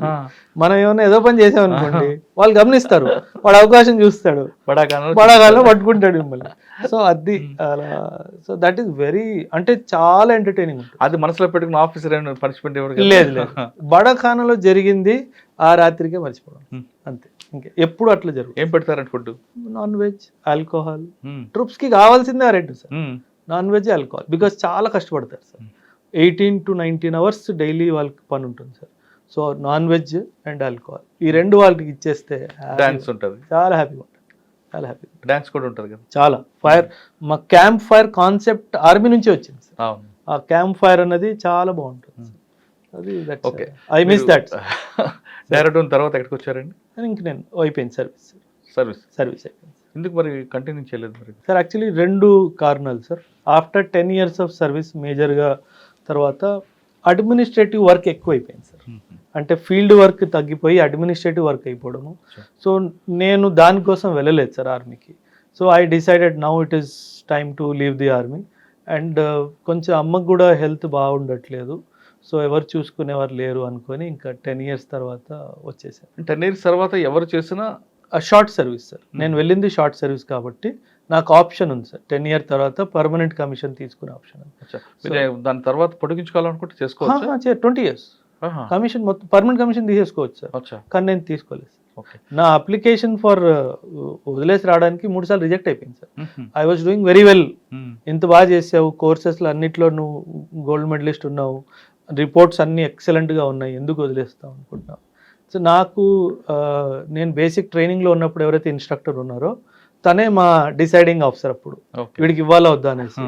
ఫస్ట్ టైం అయితే అసలు వెళ్ళిన రోజే రిజెక్ట్ అయ్యి వచ్చేసింది. నేను అన్నాను, ఏంటి ఇంత తొందరగా వచ్చేసింది, రిజెక్ట్ అయిపోయింది. అయితే నేను అప్పుడు ఆర్మీ ఇంటర్కామ్ కనెక్షన్స్ ఉంటాయి, మొబైల్స్ అప్పుడు అంత లేవు సార్. సో ఎవరు అంటే ఆయన ఆఫీసర్ పేరు చెప్పాడు, ఆహా ఎందుకు రిజెక్ట్ అయిందని నాకు అర్థమైపోయింది sir, because he liked me very much as an officer and he wanted me to continue. But నాకు ఒక స్టేట్మెంట్ ఇచ్చాడు ఆయన, sir you are doing injustice to the country by leaving Oberoi. అయ్యో. నాకు అది చాలా బాధ వేసింది సార్. అయితే అమ్మ కొంట్లో బాగాలేదు sir, so I would have lost my mother sir. నేను అప్పుడు రాకపోతే మాత్రం అమ్మ had cancer and all sir. చూసుకునే వాళ్ళు ఎవరు లేరు, ఉన్నారు సార్ ఇప్పుడు బాగున్నారు, పర్వాలేదు సూపర్. పర్వాలేదు సార్ సాధారణంగా ఆర్మీ ఆఫీసర్లు బయటకు వచ్చిన తర్వాత సార్. మంచి మంచి ప్రొఫెషనల్ ఉంటాయండి వాళ్ళు. అవును సార్. ఎక్స్ ఆర్మీ ఆఫీసర్ అనగానే చీఫ్ సెక్యూరిటీ ఆఫీసర్ అనుభవిస్తారు, లక్షల్లో జీతాలు ఉంటాయి సార్. నాకు ఓబ్రాయ్ హోటల్స్ వాళ్ళ ఆఫర్ వచ్చింది సార్ 2015లో, 66 lakhs ప్యాకేజ్ ఇస్తాను పర్. బెంగళూరులో హెడ్ ఆఫీస్లో ఉండాలి, manage all the Oberoi hotels in Asia Pacific. మరి అటువంటి కల్చర్, అటువంటి కార్పొరేట్ సెక్టర్ వదులుకొని ఇన్స్టిట్యూట్ పెట్టాలి, పిల్లలందరికీ సివిల్స్ ప్రిపేర్ చేయించాలని ఆలోచన ఎందుకు వచ్చింది సార్? ఎందుకు వచ్చింది అంటే సార్ 2011లో నేను కూడా సివిల్స్ రాశాను సార్. సో యాక్చువల్లీ 2008-9లో ఒకసారి ఢిల్లీ వెళ్ళడం జరిగింది సార్. నేను వన్ ఆఫ్ మై ఫ్రెండ్ని మీట్ అవ్వడానికి వెళ్ళాను. తను యూపీఎస్సీకి ప్రిపేర్ అవుతుంది అన్నట్టుగా ఒక ఇన్స్టిట్యూట్కి వెళ్ళాను సార్ ఢిల్లీలో. అది చాలా పెద్ద ఇన్స్టిట్యూట్ సార్, అందుకే పేరు తీసుకోవట్లేదు. కాకపోతే అంటే ఎంత కమర్షియల్ అనిపించిందంటే, మనం ఇప్పుడు రత్నదీప్కి వెళ్ళి సామాన్ అయినా కొనుక్కుంటాము సార్, అంటే బాస్కెట్లో వేసుకొని వచ్చి బిల్లు చేసుకొని బయటకు వస్తామా? అక్కడ కూడా అంతే సార్. ఏం కావాలి, ఇది కావాలా, ఓకే 2.5 లక్షలు కట్టయి ఈ 4 బుక్కులు తీసుకో వెలుగు. బ్యాచ్ ఎప్పుడు స్టార్ట్ అవుతుంది? 4 నెలల తర్వాత స్టార్ట్ అవుతుంది. 4 నెలల ముందు డబ్బులు తీసేసుకుంటాడు. అంటే మీరు ఎలా చెప్తారు, ఈ షెడ్యూల్ ఏంటి, ఆ ఫ్యాకల్టీ ఏంటి, అవన్నీ చెప్పే వాళ్ళకి టైము లేదు, ఏమీ లేదు సార్. ఏంటిది ఇంత కమర్షియల్గా ఉంది అని చెప్పేసి తను అడిగితే యూపీఎస్సీ అంతేరా అన్నట్టుగా మాట్లాడింది. 2010లో సార్ యూపీఎస్సీ వాళ్ళు ఒక limited competitive examination for IPS officers అన్నట్టుగా ఒక నోటిఫికేషన్ జారీ చేశారు సార్. ఆ ఎగ్జామ్ నేను రాసి పాస్ కూడా అయ్యింది సార్. కాకపోతే గవర్నమెంట్ చేంజ్ అవ్వడం వల్ల ఇంకా అది పోయింది సార్. సో ఐపీఎస్ అపాయింట్మెంట్ వచ్చింది, జాయిన్ అవ్వాలి, రిజల్ట్ రిలీజ్ అయ్యింది, అంతా అయిపోయింది సార్. జాయినింగ్ ఇన్స్ట్రక్షన్స్కి ముందు దాన్ని for some government political reasons దాన్ని రద్దు చేశారు. సో దెన్ ఐ రియలైజ్డ్, అదైతే ఎవరైతే ఫ్రెండ్ ఉన్నారో తనే చెప్పారు, Oberoi if you have return the exam still did not get what you want, nature wants you to do something else. So అక్కడ నేను శ్రీ మేడంని కలవడము, మేము ఇద్దరం కలిసి ఒక ఆలోచన, because she is also victim of the same institute which I told. So then we said it is too much commercial, let's bring something where students will get support. పిల్లలకి commercial angle కాకుండా ఒక hand holding యాంగిల్తో మన institute, మన teachers, మన mentors, మన ఒక student centric organisation పెట్టాలని చెప్పి ఫైనలీ ఇంకా నేను మ్యామ్ ఇద్దరం కలిసి పెట్టాను. ఎప్పుడండి? 2021 సార్. 2021 2021. నేను 2014 నుంచి 2021-22 వరకు హైదరాబాద్లో ఉన్న ప్రతి ఆల్మోస్ట్ పెద్ద ఇన్స్టిట్యూట్స్లో నేను యాజ్ ఎ టీచర్ నేను వర్క్ చేశాను సార్. అంటే చెప్పకూడదు సార్, కానీ ప్రతి చోట నేను చూసింది ఓన్లీ కమర్షియల్ యాంగిల్ మాత్రమే. అంటే నేను ఒక ఇన్స్టిట్యూట్లో పనిచేసిన ఇన్స్టిట్యూట్ గురించి తప్పుగా మాట్లాడకూడదు, బట్ అక్కడ జరిగింది మాత్రం స్టూడెంట్స్కి అన్యాయమే సార్. ఎందుకంటే ఒక లెక్చర్కి 40 గంటలు టైం పడుతుంది సార్ అంటే 17 గంటల్లో కంప్లీట్ చేయి, 16 గంటల్లో కంప్లీట్ చేయి అన్న రోజులు ఉన్నాయి సార్. అంటే మేము క్లాస్ తీసుకొని కిందికి వెళ్తున్నప్పుడు కౌన్సిలింగ్ డెస్క్ ఉండేది కదా, అది దాటుతుంటే మాకు చాలా లోపల నుంచి బాధేసేది సార్. వీళ్ళు కూడా రేపు మోసపోతారు వీళ్ళ దగ్గర అన్నట్టుగా. మీరే సబ్జెక్ట్ డీల్ చేశారు? నేను ఎకనామిక్స్ చెప్పేవాడిని sir. Internal security, international relations, ఈ 3-4 సబ్జెక్ట్. కరెంట్ అఫైర్స్ కూడా చాలా డెప్త్గా చెప్పాను. ఇప్పుడు ఎథిక్స్ అండ్ ఎస్ఏ సబ్జెక్ట్స్ కూడా నేను చెప్తాను సార్. సైకాలజీ కూడా చేస్తారా మీరు? సైకాలజీ ఆర్మీలో కోర్స్ చేయిస్తారు సార్, ప్రాపర్ కోర్స్ చేశాను. 3 levels ఆఫ్ సైకాలజీ కోర్స్ చేశాను. దట్ ఈస్ హౌ ఎథిక్స్ మీద పట్టు చాలా బాగుంది. ఓకే, మీరు ఎకనామిక్స్ చెప్పారు కదా? అవును సార్. బాస్టర్ సిస్టమ్ గురించి చెప్పండి. దేని గురించి? Barter system sir. మన ఏమంటారు, మనీ ఇవాల్వ్ అయ్యే ముందు ఒక రైతు ఒక పంట పండించి ఇంకో రైతు ఇంకొక పంట పండించినప్పుడు వాళ్ళు ఒకరికొకరు ఎదురుగా నేను ఒక మార్పిడి విధానం. సో దట్ వాజ్ ది, అంటే ఆ టైం మళ్ళీ వస్తుంది అని అనిపిస్తుంది సార్. అదే క్వశ్చన్ నెక్స్ట్. ఆ సిస్టమ్ బెస్ట్ అంటారా, కరెన్సీ సిస్టమ్ బెస్ట్ అంటారా? సార్ కరెన్సీ వల్ల ఏమైపోయింది సార్, మనం డబ్బు కూడబెట్టుకోవడం అన్నది స్టార్ట్ అయింది సార్. సమాజంలో ఇన్ఈక్వాలిటీ కరెన్సీ సిస్టమ్ వల్లనే వచ్చింది సార్. ఎందుకంటే బార్టర్ సిస్టమ్ ఒక పెద్ద అడ్వాంటేజ్ సార్. మీకు కావాల్సింది మీ దగ్గర ఉంటుంది, ఎదుటోడికి కావాల్సింది ఎదుటోడి దగ్గర ఉంటుంది. అంటే మీకు ఇప్పుడు పిండి కావాలి, మీ దగ్గర రైస్ ఉంది కానీ పిండి కావాలి, మీరు ఇంత రైస్ ఇస్తే మీకు ఇంత పిండి వస్తుంది. మీరు దాన్ని హోల్డ్ చేసుకోవడానికి లేదు, అంటే ఎక్కువ ఇది చేసుకోవడానికి లేదు. మనీ వచ్చేసరికి, ఆ గోల్డ్ వచ్చేసరికి, మనీ వచ్చేసరికి ఎంత దొరికినా తక్కువ అన్నట్టుగా. కానీ ఇప్పుడున్న సిస్టంలో అది ఆ బార్టర్ సిస్టమ్ యూజ్ అవుతుంటారా? అంటే ఇప్పుడు అంతా జనరేషన్ మారింది, అంత ఫాస్ట్ కదా, గ్లోబలైజేషన్ అయిపోయింది కదా సార్. బార్టర్ సిస్టమ్ పని చేయకపోవచ్చు. రూరల్లో ఇప్పుడు కూడా పనిచేస్తుంది సార్. కొన్ని రూరల్ ఏరియాస్లో డబ్బు కాకుండా చాలామంది అయ్యా నేను ఇది తీసుకొచ్చానని చెప్పేసి, అయ్యా ఇది ఇవ్వు అని చెప్పేసి తీసుకెళ్ళి నేను చూశాను సార్. వెరీ రీసెంట్లీ కూడా చూశాను సార్. మీ క్లాసులు చెప్పారు, స్టార్ట్ చేశారు. ఇన్స్టిట్యూషన్కి పెట్టాలనే ఆలోచన మీకు 2021లో 2018-19 నుంచి ఉంది సార్. 2021లో ఫైనలీ 21లో ఫస్ట్ ఎక్కడ పెట్టారు? ఎంతమంది స్టూడెంట్స్తో స్టార్ట్ అయింది? అశోక్ నగర్లో పెట్టాను సార్. ఫస్ట్ 2021 అయితే ఫౌండేషన్ క్లాసెస్ ఏం నేను చెప్పలేదు సార్. ఓన్లీ మెంటర్షిప్ పెట్టాను సార్. మెంటర్షిప్ అంటే ఏంటంటే సార్, కాన్సెప్ట్ ఎలా తీసుకొచ్చామంటే సార్, నేను చెప్పాను కదా చాలామంది పిల్లలు మోసపోతున్నారు అనేసి. సో ఎవరెవరు ఎక్కడ మోసపోయినా సరే వాళ్ళ ప్రిపరేషన్లో మైనస్ ఐడెంటిఫై చేసి దాన్ని ప్లస్గా మార్చడం. అది ఆన్సర్ రైటింగ్ అయి ఉండొచ్చు, ఒక సబ్జెక్టు పరంగా అయి ఉండొచ్చు, ప్రిలిమ్స్ అయి ఉండొచ్చు, ఆలోచన విధానం అయి ఉండొచ్చు. ఇవన్నీ మార్చడానికి ఒక సంవత్సరం ఓన్లీ మెంటర్షిప్ నడిపేది సార్. నాకు చాలామంది పిల్లలు వచ్చారు సార్ దానికి. ఎందుకంటే ప్రతి ఒక్కరు మోసపోయారు సార్. అంటే మీరు అగైన్ మళ్ళీ చెప్పాలో వద్దో, అంటే బోర్డు మీద పెన్ను పెట్టకుండా ఇన్స్టిట్యూట్ నడిపిన వాళ్ళు కూడా ఇప్పుడు కూడా ఉన్నారు. అంటే మీరు లక్షల స్టూడెంట్స్ తీసుకొని మీరు బోర్డు మీద కూడా పెన్ను పెట్టకుండా, నేను ఈ సబ్జెక్ట్ మీద యూట్యూబ్ వీడియో చేశాను, ఆ యూట్యూబ్ వీడియో చూసుకోండి, ఏమైనా డౌట్ ఉంటే అడగండి, ఇదేం విధానం? ఇంకా మీరు ఇంకొక విషయం చెప్పలేకపోతున్నారు సార్. నేను చూసే చెప్తా ఒకటి సార్. సాధారణంగా సివిల్స్ అనగానే అశోక్ నగర్ క్రాస్ రోడ్స్ అందరు గుర్తొస్తారు. అవును సార్. రైట్. అది కాకుండా ఇప్పుడు కొంత ముందుకు వచ్చారు కొంతమంది సార్. ఇంకా మీలాంటి వాళ్ళు కానీ లేదా ఇంకొక కొంతమంది కానీ ఆ ప్రొఫెషన్ నుంచి అలవాటు పడిన వాళ్ళు ఉన్నారు, బాగా చదువుకునే వ్యక్తులు వచ్చారు.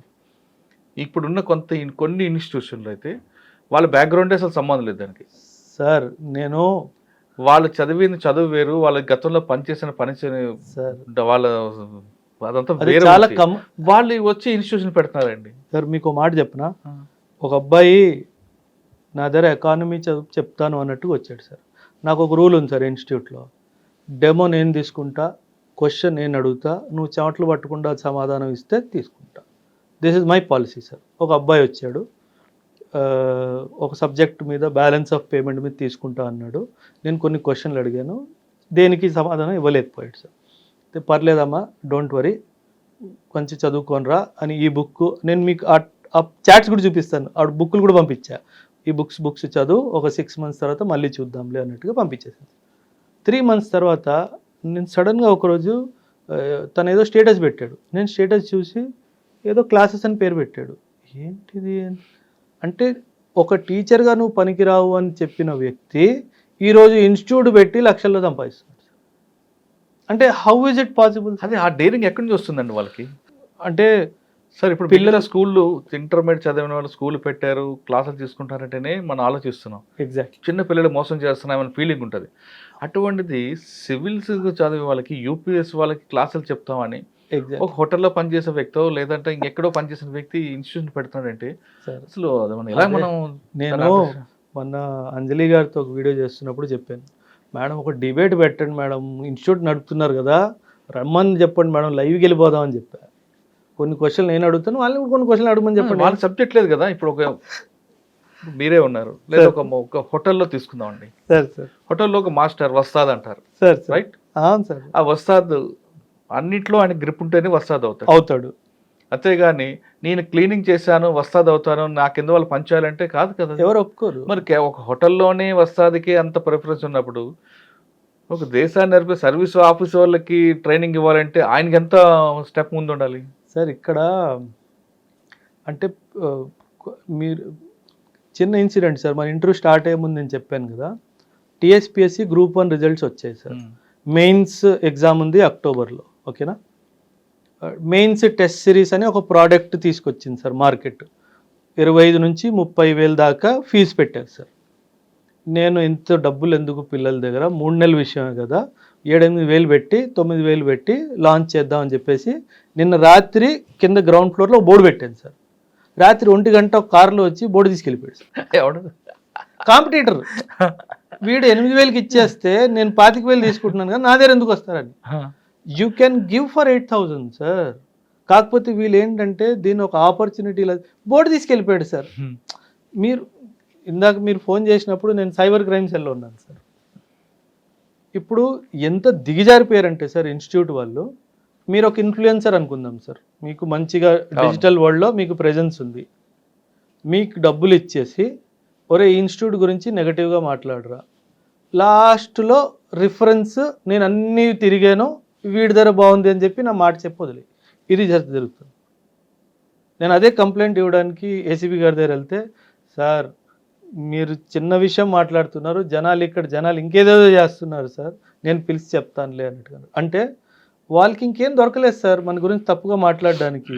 సో ఇంకేం చేస్తారు, ఇన్ఫ్లుయెన్సర్ని పట్టుకొని వాడికి 1,000-10,000 ఇచ్చేసి వాళ్ళ గురించి ఇట్లా తప్పుగా మాట్లాడరని. నేను అదే చెప్పాను ఆ అబ్బాయిని కూడా పిలిపించాడు.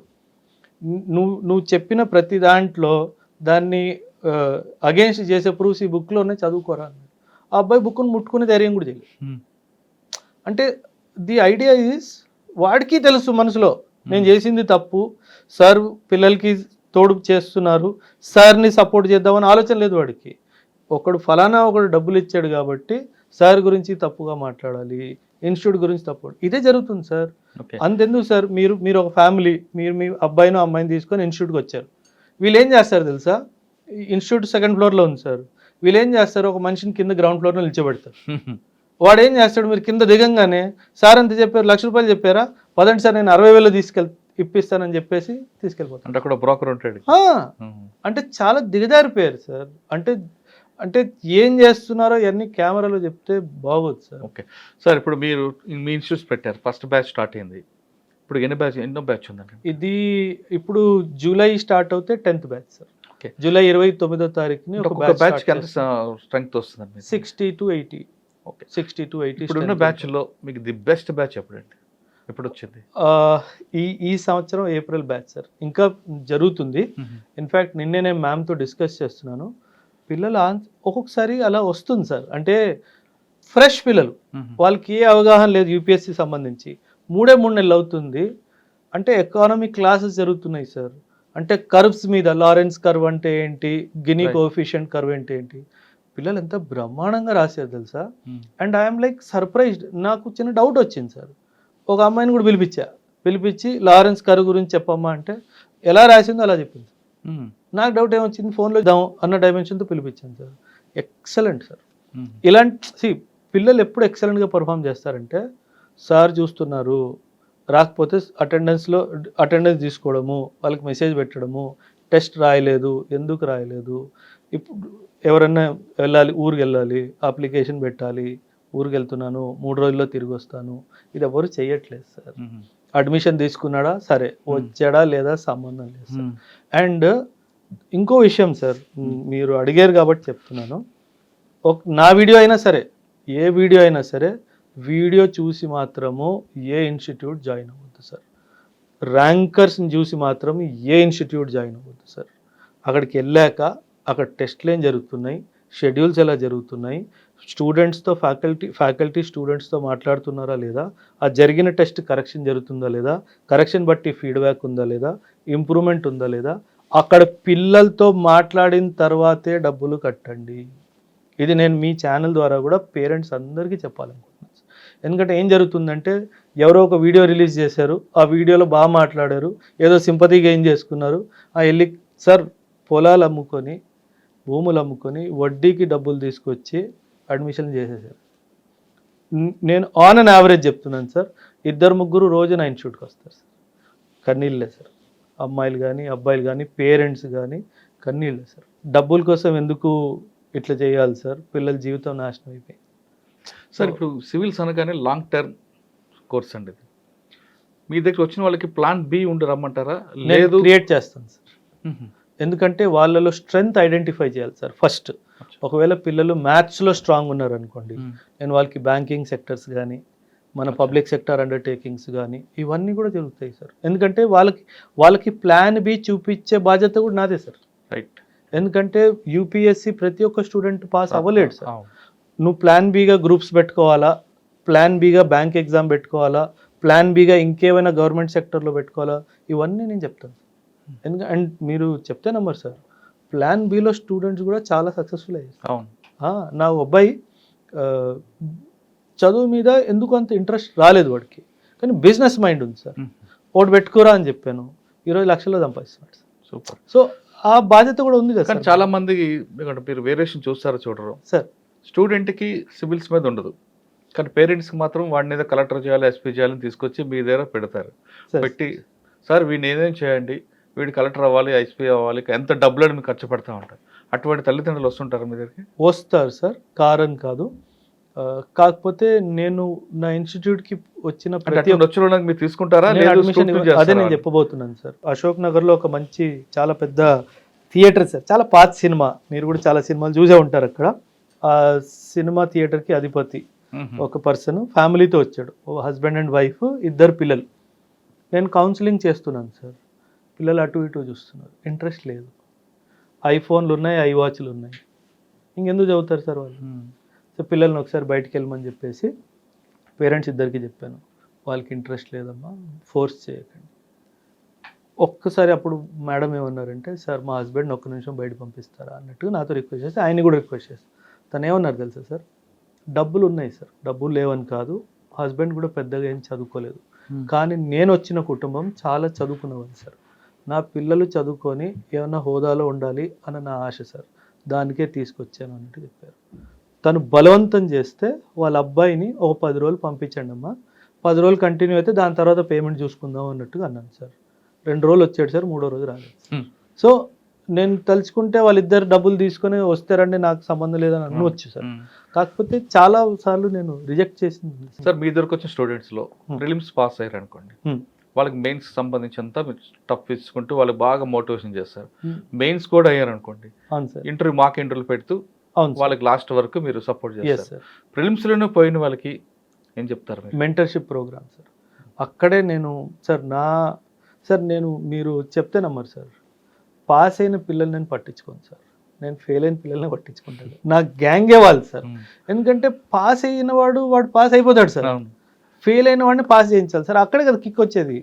నేను ఐ ఆల్వేస్ టెల్, గోల్డ్ని డైమండ్ చేయడంలో కిక్ లేదు సార్, స్టోన్ని డైమండ్ చేయాలి. అంటే వాడు చదవట్లేదు ఎంత చెప్పినా అది ఐడెంటిఫై చేసి వాడిని మోటివేట్ చేసి బుక్స్లో తీసుకొని రావాలా, అప్పుడు రిజల్ట్ వస్తుంది సార్. అది దట్ విల్ గివ్. అంటే పిల్లలు నా దగ్గర విలేజ్ బ్యాక్గ్రౌండ్ రా సార్, అసలు ఏమీ తెలీదు, ఒక సెంటెన్స్ గ్రామటికల్ మిస్టేక్ లేకుండా రాయడం తెలీదు, వాళ్ళు ఆన్సర్ రాయాలి, నేను గుడ్ రాయాలి, అది నా ఏం sir. So that gives the kick. అప్పుడు నిన్న రాత్రి కూడా నేను 10:40 ఇన్స్టిట్యూట్ నుంచి ఇంటికి వెళ్ళాను సార్, అమ్మ తిట్టింది, ఏంట్రా ఇది వచ్చే టైం, పిల్లలతో ఉన్నాను సార్, నాకు టైం తెలియదు సార్, పిల్లలతో ఉంటే అసలు ఏం ఫుడ్డా ఏదో అసలు అన్నీ మర్చిపోతాను సార్. సార్ మీ దగ్గర వచ్చిన స్టూడెంట్స్కి హాస్టల్ ఫెసిలిటీ కూడా ఉందా? అంటే నేను ఇవ్వను సార్, ఎందుకంటే అది మేనేజ్మెంట్లో టైం చాలా పోతుంది sir, but I have people who take care of. మీ దగ్గరకు వచ్చిన వాళ్ళకి అంటే ఓన్లీ క్లాసులు తీసుకుంటారా, మెటీరియల్ కూడా మీరు సప్లై చేస్తారు? మొత్తం సార్, మీరు class notes, class handouts, daily current affairs, study material, mains answer writing support అన్నీ నేనే చేస్తాను సార్. మీరే బుక్ కొనాల్సిన అవసరం లేదు, మొత్తం యూపీఎస్సీ జర్నీలో మీరు మాట్లాడిన ప్యాకేజ్ అంతా అందులో everything, mentorship including NCERT classes ఫ్రీగా ఇస్తాను, పర్సనల్ మెంటర్, ఇది తప్పు ఇది తప్పు ఇది తప్పు ఇది కరెక్ట్ గుడ్ తిట్టడం అన్నీ జరుగుతాయి సార్. ఎవ్వరు ఇవ్వట్లేదు సార్, పిల్లలు వచ్చారా పోయారా మనకు సంబంధం లేదన్నట్టు ఉంటారు. కానీ చాలామంది ఢిల్లీ వెళ్తేనే సివిల్స్ అనుకునే వాళ్ళకి మీరు ఇచ్చే మెసేజ్ అది ఒక పెద్ద అపోహ సార్. అండ్ ఇప్పుడు పక్కన పెడితే సార్, హెల్త్ పరంగా పిల్లలు చాలా సఫర్ అవుతున్నారు సార్. నా సిన్సియర్ అడ్వైస్ పేరెంట్స్కి ఏంటంటే, హెల్త్ అసలు గమనించైనా సరే మీరు ఢిల్లీకి పిల్లల్ని పంపించొద్దు, అక్కడ కల్చర్ కూడా బాగాలేదు సార్. అంటే డ్రగ్ మెనేస్ అన్నది చాలా డీప్ రూటెడ్ అయిపోయింది సార్. ఇక్కడ హైదరాబాద్లో పర్వాలేదు, ఢిల్లీలో వాళ్ళకి ఏదైతే దొరుకుతుందో నేను హైదరాబాద్లో ఇస్తాను, that's my promise sir. As a soldier I'm making a promise. వాళ్ళకి ఇన్ఫ్యాక్ట్ మీరు చెప్తే నమ్మరు, ఈ సంవత్సరము ఢిల్లీ నుంచి 11 మంది పిల్లలు రిటర్న్ వచ్చి నా దగ్గర మెంటర్షిప్ జాయిన్. ఎందుకంటే వాళ్ళకి ఎవరు దొరకలేదు సార్ అక్కడ. అది పెద్ద బావి లాంటిది సార్ ఢిల్లీ. ఎందుకంటే మీరు ఇమాజిన్ చేయండి, ఒక్క పెద్ద ఇన్స్టిట్యూట్లో 36,000 మంది ఉన్నారు సార్. 36,000 స్టూడెంట్స్. ఒక క్లాస్ రూమ్లో 800 మంది, 800 students in one class room. Interaction ఏది? సో అది జరగదు సార్, క్వాలిటీ రాదు సార్. ఇంకొక ఎలిగేషన్ బయట ఉందండి, అంటే ఇన్స్టిట్యూషన్ మీద. సార్ మాకు ఇంట్రెస్ట్కి వస్తారు సార్. ప్రిలిమ్స్ ఆయనే కష్టపడతాడు, అవును సార్. మెయిన్స్ ఆయనే చదువుకుంటాడు, పాస్ అవుతాడు, కానీ ఏ ఇన్స్టిట్యూషన్కి సంబంధం లేదు. కానీ మాక్ ఇంటర్వ్యూలకు పిలిచి కూర్చోపెట్టి ఒక మాక్ ఇంటర్వ్యూ చేసుకొని సార్ పంపిస్తారు. ఆయన బై లక్ ర్యాంక్ కొట్టాడంటే ఈ స్టూడెంట్ మా స్టూడెంట్ అంటూ ప్రకటన చేసుకుంటుంటారని కొంతమంది స్టూడెంట్స్ చెప్తుంటారు. అది 100% true sir. Competition commission of India last ఇయరే దీన్ని అరెస్ట్ చేయడానికి ఒక గైడ్లైన్స్ ఇచ్చింది సార్. ఓకే, మీ దగ్గర ఆ స్టూడెంట్ ఏం చదివాడు, మీరు యాడ్ వేసినప్పుడు పేపర్లో ఆయన ఏ స్టూడెంట్ మీద అది రాయాలి. మీరు చెప్తే నమ్మరు sir, all over India I was the only person, 36 ranks వచ్చాయి sir. I was the only person who wrote mentorship support, foundation class, interview support. నేను ఒక్కడనే సార్. డీటెయిల్గా మీరు ఇచ్చుకున్నారు. నేను మీకు కావాలంటే మీకు ఇస్తాను, మీరు పెట్టండి సార్. అందులో హిందూ పేపర్లో ఫుల్ పేజ్ యాడ్ ఇచ్చాను sir with all the details. అచ్చా, మీరు ఏ పార్ట్ ఇచ్చారో ఆ పార్ట్ మీరు ఎస్టాబ్లిష్ చేసుకున్నారు. రైట్, అది తప్పేం కాదు. ఇప్పుడు కొంతమంది కూర్చొని చిట్ చాట్ చేశారు సార్, చిట్ చాట్ చేసేందుకు కూడా వీడు మా స్టూడెంట్ అని చెప్పుకుంటున్నారండి వాళ్ళు. మీరు ఏం మాట్లాడుతున్నారో నాకు తెలుసు, ఎవరి గురించి మాట్లాడుతున్నారో తెలుసు. ఆ అమ్మాయి చాలా గట్టిగా ఆయనకి చెప్పింది, ఇంకోసారి ఇలా చేస్తే బాగుంది. అది జరిగింది సార్. సార్, ఒక స్టూడెంట్ ఒక టీచర్ని బెదిరించింది అంటే ఆ టీచర్ అంత ఇచ్చేయాలి సార్. సాధారణంగా ఈ ప్రొఫెషన్లోకి అంటే లెక్చరర్స్ ఉండొచ్చు, ప్రొఫెసర్స్ ఉండొచ్చు, కానీ ఆ ఇన్స్టిట్యూషన్ పెట్టి ఎస్టాబ్లిష్ చేసిన ఆఫీసర్కి కానీ లేదంటే సిఇఓ కానీ లీడ్ చేసే పర్సన్కి క్వాలిఫికేషన్ ఉండాలంటారా వద్దంటారా? ఉండాలి సార్. ఉండకపోతే కమర్షియల్ మైండ్ సెట్ వచ్చేస్తుంది. That is the reason why. అందుకే మీరు ఎప్పుడైనా గమనించండి సార్, ఇప్పుడు నేను ఇంట్రొడక్షన్ ఏం చెప్పాను, ఐఎమ్ ది అకాడమిక్ డైరెక్టర్ అని చెప్పాను. Any decision related to academics I'm the final authority, not even the management, as per the terms of agreement. నేను ఇది పిల్లలకి ఇవ్వాలి అంటే నో అని చెప్పే అధికారం ఎవ్వరికీ లేదు. మీరేమైనా చేసుకోండి, manage how to run the institute, రెంట్లు ఎలా కట్టుకోవాలి, జీతాలు ఎలా ఇవ్వాలి, అది మీకు హెడ్ ఎక్కువ.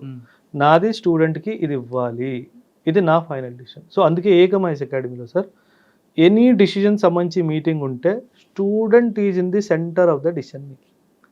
స్టూడెంట్కి ఇది సెట్ అవుతుందా, అవ్వదు, నెక్స్ట్ పాయింట్ కిల్డ్, అక్కడ ఎండ్ అయిపోతుంది. ఇప్పుడు మేనేజర్స్ ఉన్నారు కదా సార్, పనిచేసే వాళ్ళు, వాళ్ళకి అర్థమైపోయింది ఇప్పుడే, ఇది ఒకసారి కొట్టేస్తారు, ఇది ఒకసారి వాళ్ళు ముందే కొట్టేసుకుంటారు sir. So that is where I'm పిల్లలు లైక్ చేస్తారు. అచ్చా సార్, కొన్ని కాలేజెస్ కానీ కొన్ని స్కూల్స్ తీసుకోండి, కార్పొరేట్ స్కూల్స్ 6th క్లాస్ నుంచి సివిల్స్ ఫౌండేషన్ పెద్ద పెద్ద యాడ్లు ఇచ్చుకుంటే లక్షలు పెడుతూ సెపరేట్గా క్యాంపస్ పెడుతుంటారు. అసలు 6th క్లాస్ వరకు సోషల్ సైన్స్ మ్యాథ్స్ ఇవి చదవకుండా డైరెక్ట్గా సివిల్స్ వరకు సంబంధించిన ఫౌండేషన్ కోర్స్ అనేది సూటబుల్ అవుతుంటారా? అంటే అది మనం పిల్లలతో చేసే ఒక చాలా పెద్ద తప్పు సార్, చేయకూడదు sir. Because child has to learn all the subjects up till an age. Intermediate వరకు చైల్డ్ని డిస్టర్బ్ చేయకూడదు సార్, ఎందుకంటే ఆ ఏజ్లో వాళ్ళు ఇంకా మైండ్ గ్రో అవుతుంది సార్. వాళ్ళకి ఏం అవ్వాలి, అటు సమాజం ఏంటి, నేను ఈ సమాజానికి ఏం తిరిగి ఇవ్వాలి, నా హోదా ఏం ఉండాలి, ఈ ఆలోచన ఇంకా బిల్డ్ అవుతున్నాయి సార్. వాడు బేసిక్ సబ్జెక్ట్ తెలియాలి కదా, తెలియాలి సార్. అండ్ సబ్జెక్టే కాదు సార్, మేబీ వాడికి ఒక ఆర్టిస్ట్ అవ్వాలని ఉండొచ్చు, ఒక స్పోర్ట్స్ మెన్ అవ్వాలని ఉండొచ్చు. మనము we will influence their mind, అది చేయకూడదు. నేను సార్ మీరు యాక్చువల్లీ కరెక్ట్గా ఈ పాయింట్ తీసుకొచ్చారు. పేరెంట్స్ వస్తారు సార్, పిల్లలు 4th 5th స్టాండర్డ్ పిల్లలు ఏవో తోడొచ్చారు అనుకుంటాను, సడన్గా స్టూడెంట్ ఎవరంటే వీళ్ళని చూపిస్తారు. నేను లిటరలీ తిట్టి పంపిస్తాను సార్, ఇంకొకసారి నాకు కానీ ఇన్స్టిట్యూట్ కానీ ఫోన్ చేస్తే బాగోదు. బట్ వేరే ఇన్స్టిట్యూట్ వాళ్ళు అడ్మిషన్ తీసుకుంటున్నారు, మీరు చెప్తే నమ్మరు sir, 3rd class student degree student ఒకే క్లాస్ అటెండ్ అవుతున్నారు. అంటే parents have lost it sir. Institute వాడికి ఏముంది, డబ్బు వస్తుంది, వాడికి 25,000 30,000 నెలకు అంటాడు, సంవత్సరానికి అంటాడు, వాడు పెద్దగా అయ్యేంత వరకు వస్తూనే ఉంటాయి కదా సార్ డబ్బులు. గుడ్డిగా డబ్బులు వేసేస్తున్నారు సార్. అంటే అదొక క్రేజ్ అయిపోయింది సార్. కానీ అది నేను సపోర్ట్ చేయను, never never sir. Never. Intermediate okay, intermediate తర్వాత okay, but not before intermediate. అది నేను ఎప్పటికీ సపోర్ట్ చేయను. సార్ ఫైనల్గా చెప్పండి, హైదరాబాద్లో చాలా ఇన్స్టిట్యూషన్ ఉన్నాయి సార్. సివిల్ సంబంధించింది. సార్. ఎక్కడ చూసినా సరే మనం మష్రూమ్స్ లాగా అవును కనిపిస్తుంది. సార్. కానీ మీ దగ్గర ఎందుకు చేరాలి? సార్ సింపుల్ సార్, నేను మీ ర్యాంక్ అయితే గ్యారంటీ చేయను సార్. మీకు బాగా నేర్పిస్తాను, అన్నీ బాగా చెప్తాను. ఏ రోజు యాజ్ ఎ స్టూడెంట్ కానీ మీరు పేరెంట్స్కి కాల్ చేసి నాన్న తప్పు జరిగిపోయింది, మనం తప్పు ప్లేస్లో వచ్చాము అని చెప్పే అవకాశం మీకు ఇవ్వను సార్. యాజ్ ఎ నేను నేను ఎప్పుడు చెప్తాను sir, I don't deal with any financial part of the institute. నేను యాజ్ ఎ టీచర్గానే ఉంటాను సార్ ఎప్పుడు పిల్లలకి. వాళ్ళకి ఎటువంటి ప్రాబ్లం వచ్చినా సబ్జెక్ట్ పరంగా కానీ పర్సనల్ పరంగా కానీ I'm always there for them. In the past కూడా ఉన్నాను, ఇన్ ద ఫ్యూచర్ కూడా ఉంటాను. నేను ఎందుకు నేను నా దగ్గరికే రండి అని నేను అనట్లేదు సార్. నా దగ్గరికి వచ్చిన వాళ్ళని నేను 100% నిజాయితీగా వాళ్ళు కట్టిన డబ్బులకి నేను తిరిగి 10 రెట్లు ఎడ్యుకేషన్ ఇస్తాను. ఎడ్యుకేషన్ ఒక్కటే కాదు sir, my army experience use చేసి వాళ్ళ పర్సనాలిటీ మీద కూడా నేను చాలా వర్క్ చేస్తాను సార్. యాక్చువల్లీ ఒక పేరెంట్ వచ్చాడు సార్, ఒక అబ్బాయిని తీసుకొని అడ్మిషన్ తీసుకున్నాడు సార్. ఒక 14-15 డేస్ తర్వాత తిరిగి వచ్చాడు సార్.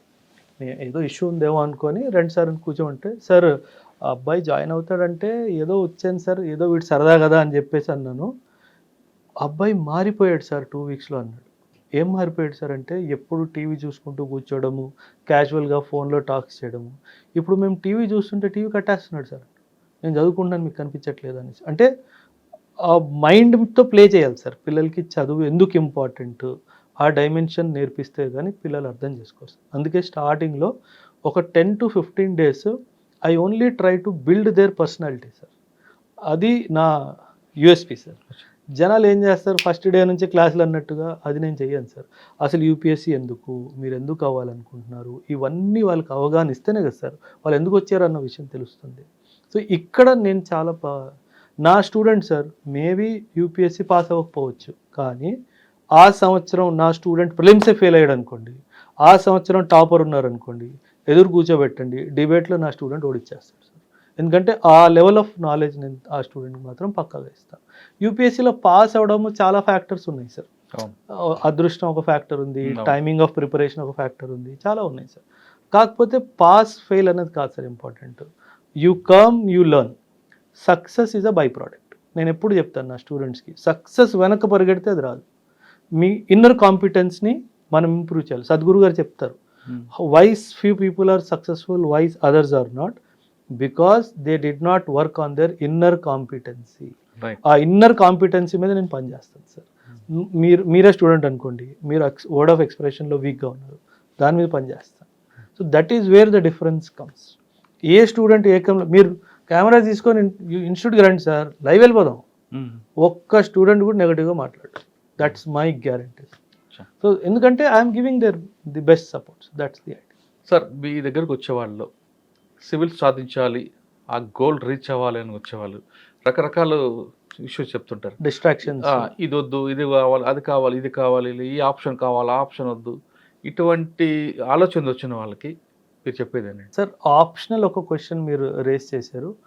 ఆప్షనల్ జనరలీ మార్కెట్లో ఏం జరుగుతుందంటే సార్, ఏదైతే ఇన్స్టిట్యూట్ డైరెక్టర్ ఉన్నారో తను ఏ ఆప్షన్లు చెప్తారో పిల్లలకి అదే ఫోర్స్ఫుల్ అదే ఆప్షన్లు ఇచ్చేస్తున్నారు.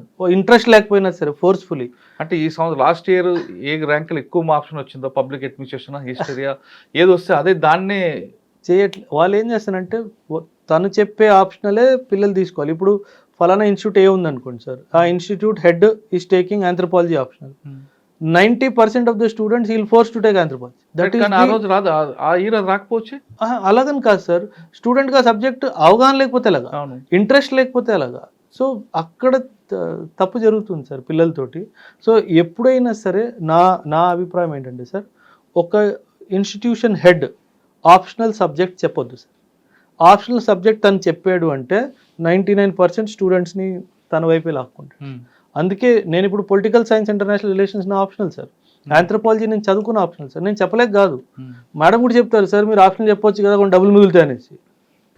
No, because if I teach optional I will force the student to join. స్టూడెంట్కి ఏ సబ్జెక్ట్ ఇంట్రెస్ట్ అదే ఆప్షన్ తీసుకో. ఇంట్రెస్ట్ కానీ, కెపాసిటీ కానీ, ఆ టీచర్ ఫెసిలిటీ అవైలబుల్ కానీ, ఆ సంవత్సరం ర్యాంకులు ఎలా వస్తున్నాయో ఆన్ టాప్ ఆఫ్ ఎవ్రీథింగ్ ఆ అబ్బాయికి అమ్మాయికి అందులో ఇంట్రెస్ట్ ఉందా లేదా, రైట్. అది చాలా ఒక క్వశ్చన్ అడిగా మీకు, సార్. ఇది వద్దు అది వద్దు. సార్ యూపీఎస్సీయే కాదు sir, any student any competitive ఎగ్జామ్కి ప్రిపేర్ అవుతున్నప్పుడు 4 విషయాల్ని పక్కాగా అవాయిడ్ చేయాలి sir. Crime, cinema, cricket, politics. ఈ 4 ఎవరైతే ప్రిపరేషన్ స్టేజ్లో అవాయిడ్ చేస్తారో ఎవ్వడు తన్ని ఆపలేడు సార్. ఒక గోల్డెన్ రూల్ ఉంది సార్, 1000 days రూల్ అనేసి. మనం ఏదైనా కావాలని చెప్పేసి 1000 days దానికోసం కృషి చేస్తే ఆ దేవుడు మీకు అది 100% ఇస్తాడు.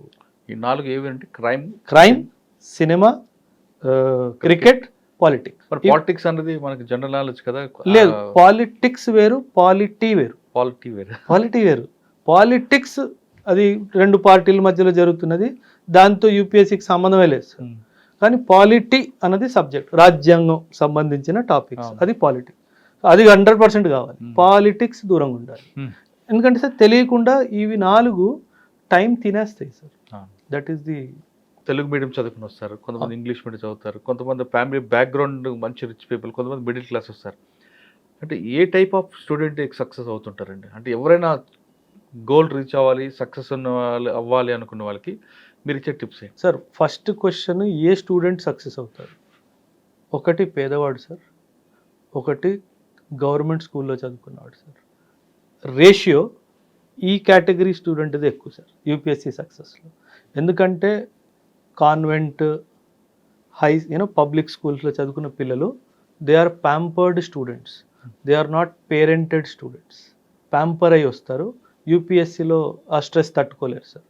ఒక విలేజ్ బ్యాక్గ్రౌండ్ నుంచి వచ్చి చాలా దగ్గరగా కష్టాలు చూసి పేదరికాన్ని చూసి వచ్చిన వాడే లీడర్గా వస్తాడు సార్, 100%.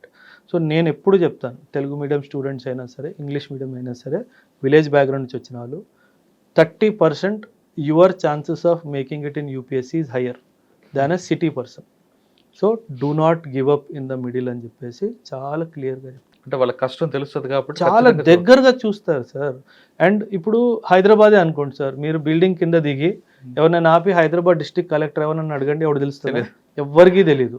అదే ఒక ఊర్లో ఒక 2nd స్టాండర్డ్ కానీ 4th స్టాండర్డ్ స్టూడెంట్ అబ్బాయిని కానీ ఆపి, అరే మీ డిస్ట్రిక్ట్ కలెక్టర్ ఎవర్రా అంటే ఖచ్చితంగా వాడు పేరు చెప్తాడు. ఎందుకు చెప్తారంటే they look at them as the ultimate power corridors sir. అది దానివల్ల వాళ్ళకి ఇంట్రెస్ట్ వస్తుంది సార్. అందుకని వాళ్ళంతగా రూరల్ బ్యాక్ సార్. రూరల్ లేకపోతే యూపీఎస్సీ అసలు సీనే లేదు సార్. హార్డ్లీ నేను ఒక బ్యాచ్లో 70 మంది ఉన్నారనుకోండి, మా అయితే 10 నుంచి 12 మంది సిటీ నుంచి వస్తారు, మిగతా అంతా rural background. Rural dream. UPSC is a rural dream, it is not an urban. Civils రాయాలనుకున్న వాళ్ళకి ఖచ్చితంగా గ్రామీణ ప్రాంతంలో పుట్టి పెరిగిన వాళ్ళు కానీ, ప్రభుత్వ బడిలో చదువుకున్న వాళ్ళు ఖచ్చితంగా సాధిస్తారంటూ చెప్తున్నారు ఓబ్రాయ్ సార్. ఇక్కడికి మా దగ్గరకు వచ్చిన వాళ్ళకి ర్యాంక్ ఇస్తానని గ్యారంటీ ఇవ్వకపోయినా వాళ్ళకి పర్సనాలిటీ డెవలప్మెంట్, మెంటల్లీ స్ట్రెంగ్త్ మాత్రం ఖచ్చితంగా మా ఇన్స్టిట్యూషన్ ఇస్తుంది. వాళ్ళు రేపు తమ కాళ్ళపై నిలబడి వాళ్ళకి వాళ్ళు సంపాదించుకోవడం కాకుండా ఎదుటి వాళ్ళకి ఒక రోల్ మోడల్గా ఉండే విధంగా మా ఇన్స్టిట్యూషన్ రెడీ చేస్తుందంటూ ఆ విషయంలో పర్ఫెక్ట్ అంటూ ఆయన ఛాలెంజ్ చేస్తున్నారు. ఇది ఓబ్రాయ్ గారితో ఎక్స్క్లూజివ్ ఇంటర్వ్యూ. వచ్చే వారం మరో కిష్టం మళ్ళీ కలుద్దాం. అందరికీ నమస్తే. Thank you. నమస్తే sir. Thank you very much sir, పిలిచినందుకు, మీతో మాట్లాడినందుకు చాలా బాగా నచ్చింది sir. Right sir, thank you.